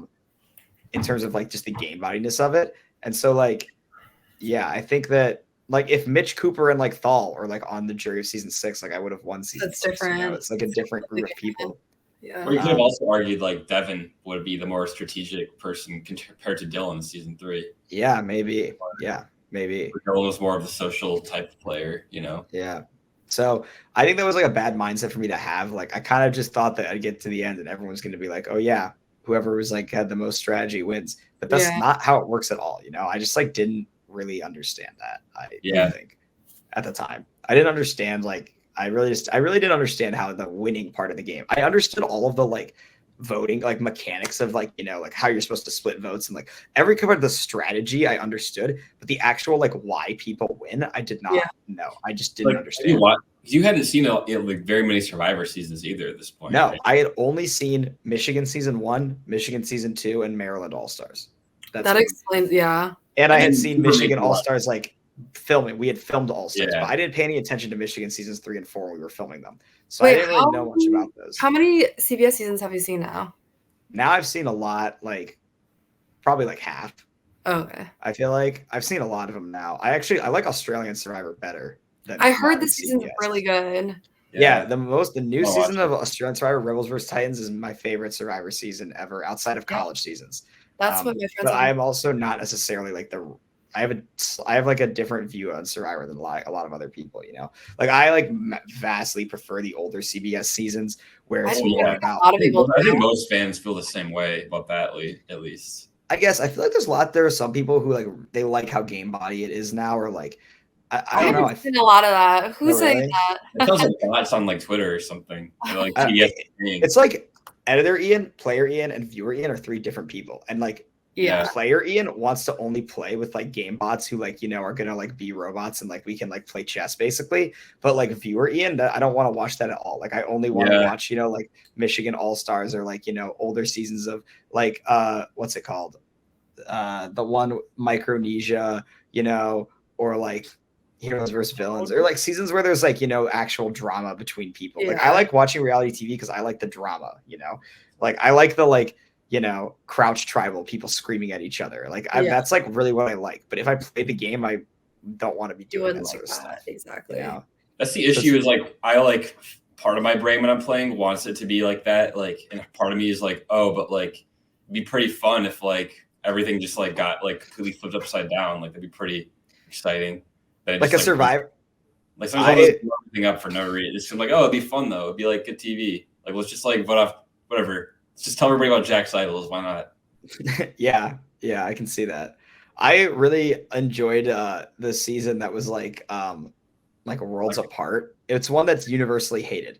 Oh, I really enjoyed it because the people on it were so mean. I thought it was hilarious. The like no more villains or like I just don't even understand it. I'm like, why are we even watching it then? Like I haven't even watched the recent season of it.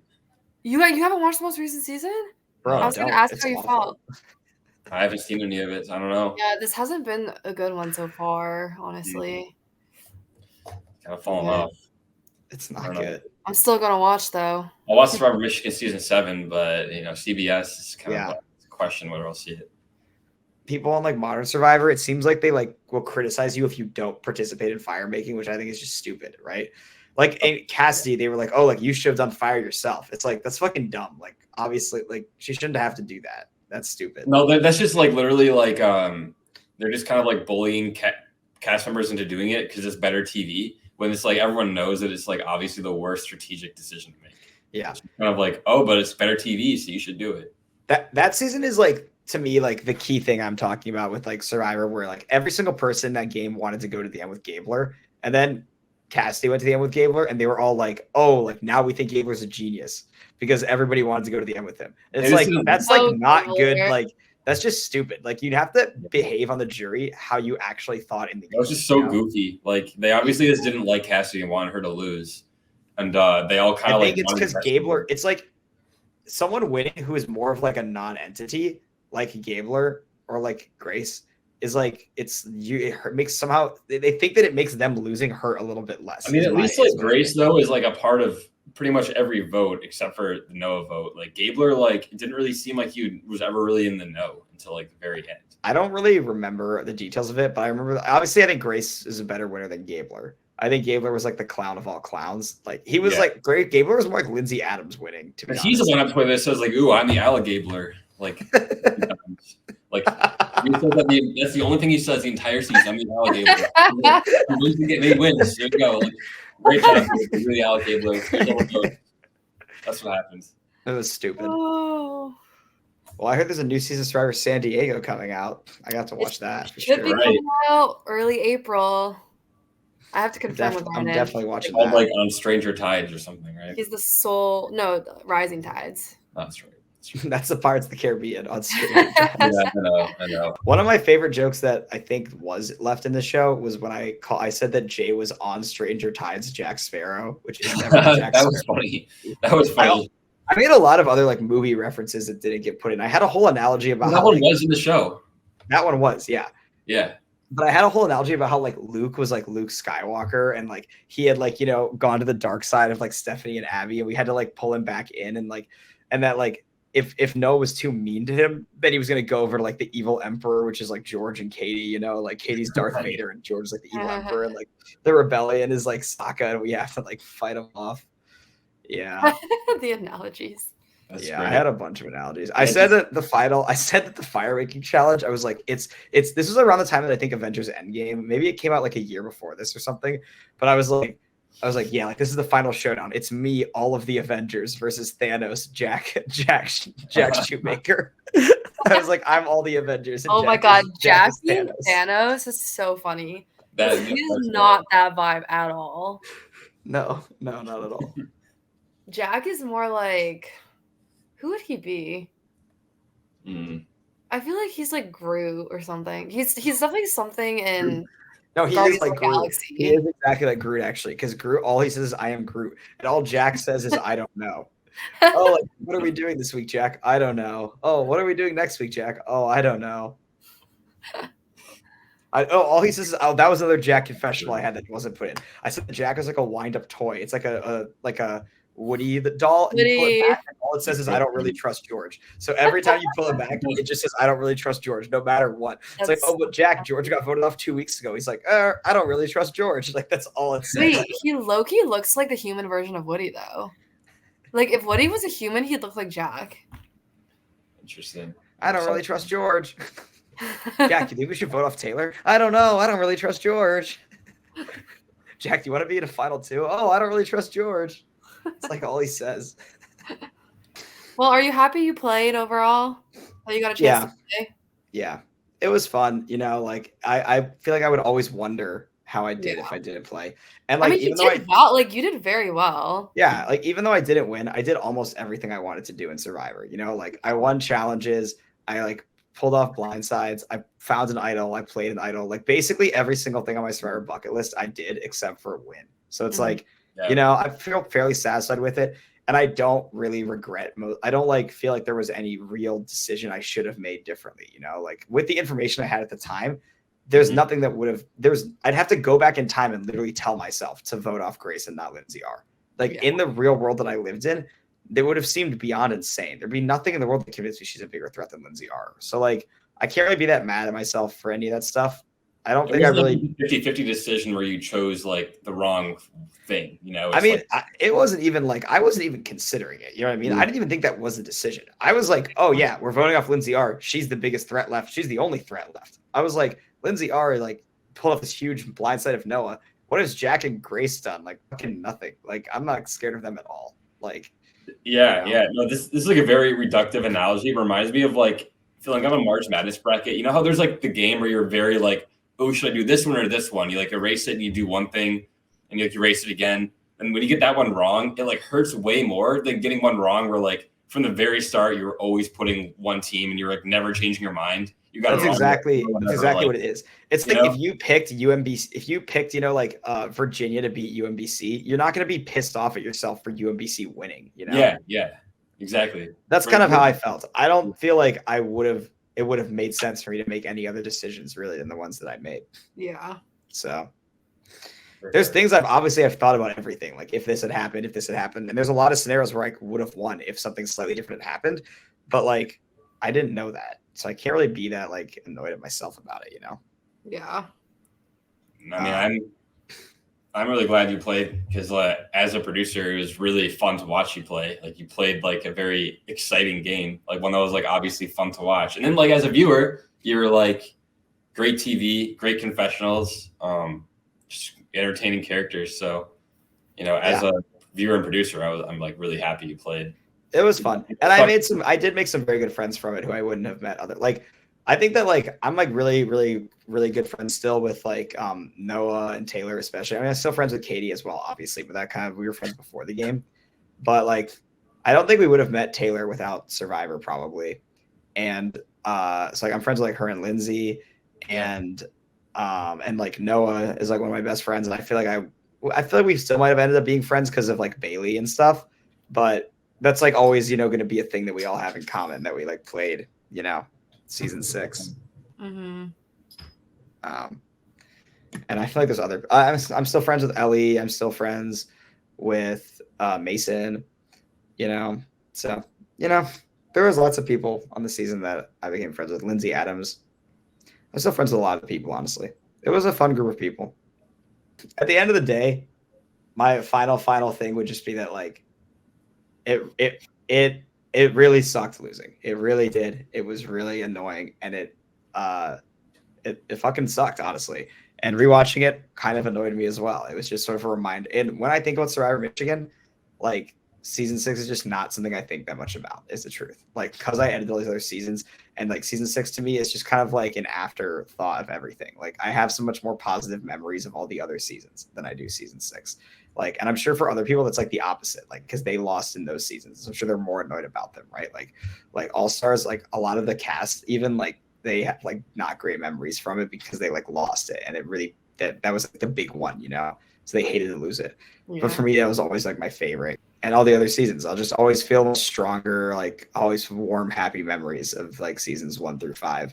Season 6 to me is just kind of like an irritant. Like, and it's just not something I think that much about, is the truth. Yeah. Like, and so rewatching it, it's like brought it up, you know, and I like think about it. I've been thinking about it more because it was coming out and stuff. But in the grand scheme of everything, I don't know.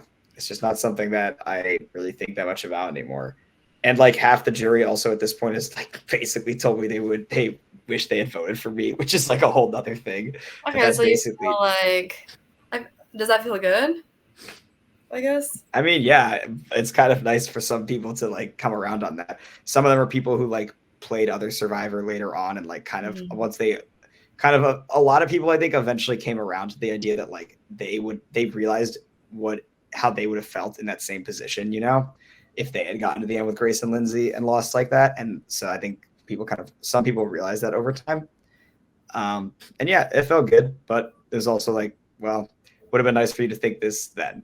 Like, well, it doesn't really do that much good now. There's a lot of clout associated with winning Survivor. If I had won season 6, like, you know, it would be kind of epic. Like, it would have been kind of epic to edit all those seasons and win season 6, you know. It would have been kind of epic.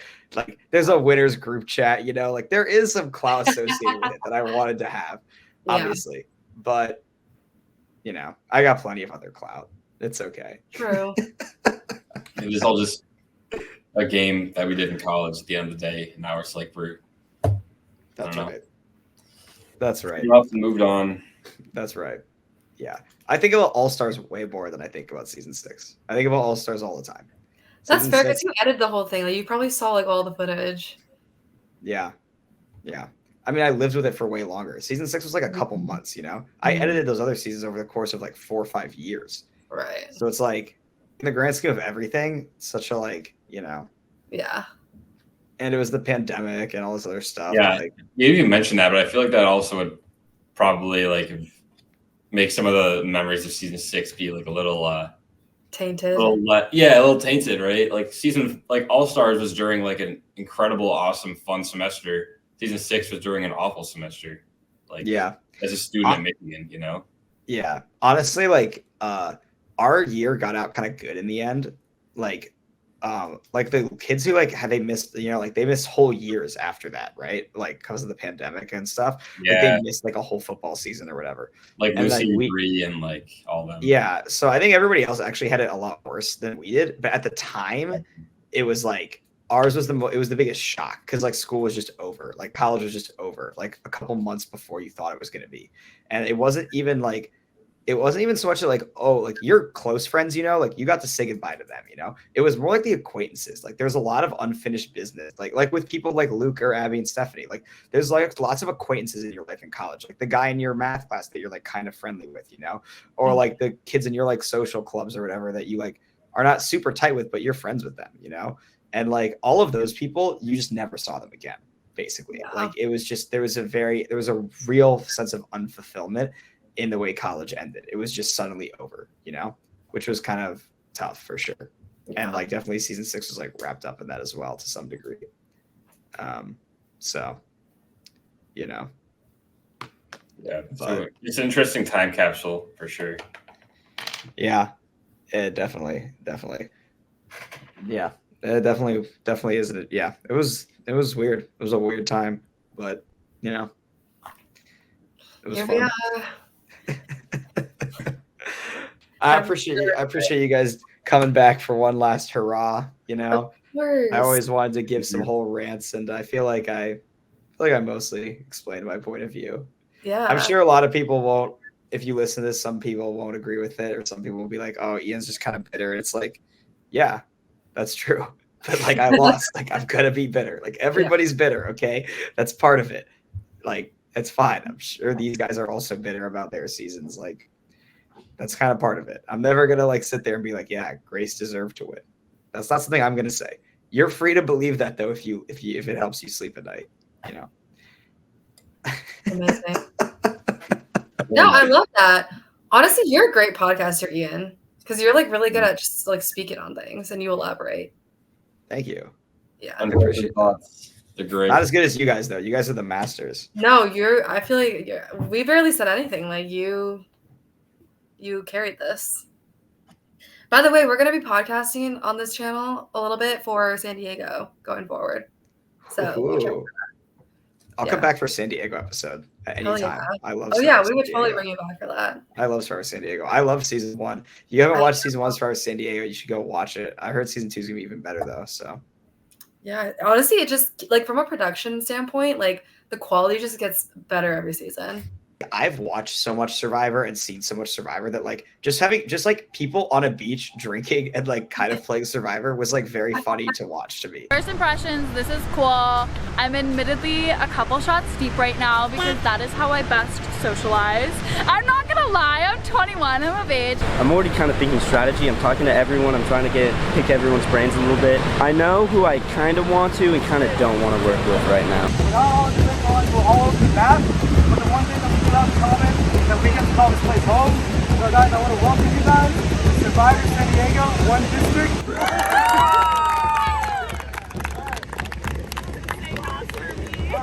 You like most of the people. I enjoyed watching them, and like every episode is like them having a party, getting drunk. Like I was like, this is really funny. This is like really good TV. I'm really into this.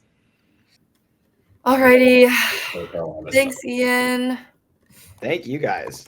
I hope you like had a good time filming that. I did. I think I did. You know. It was fun.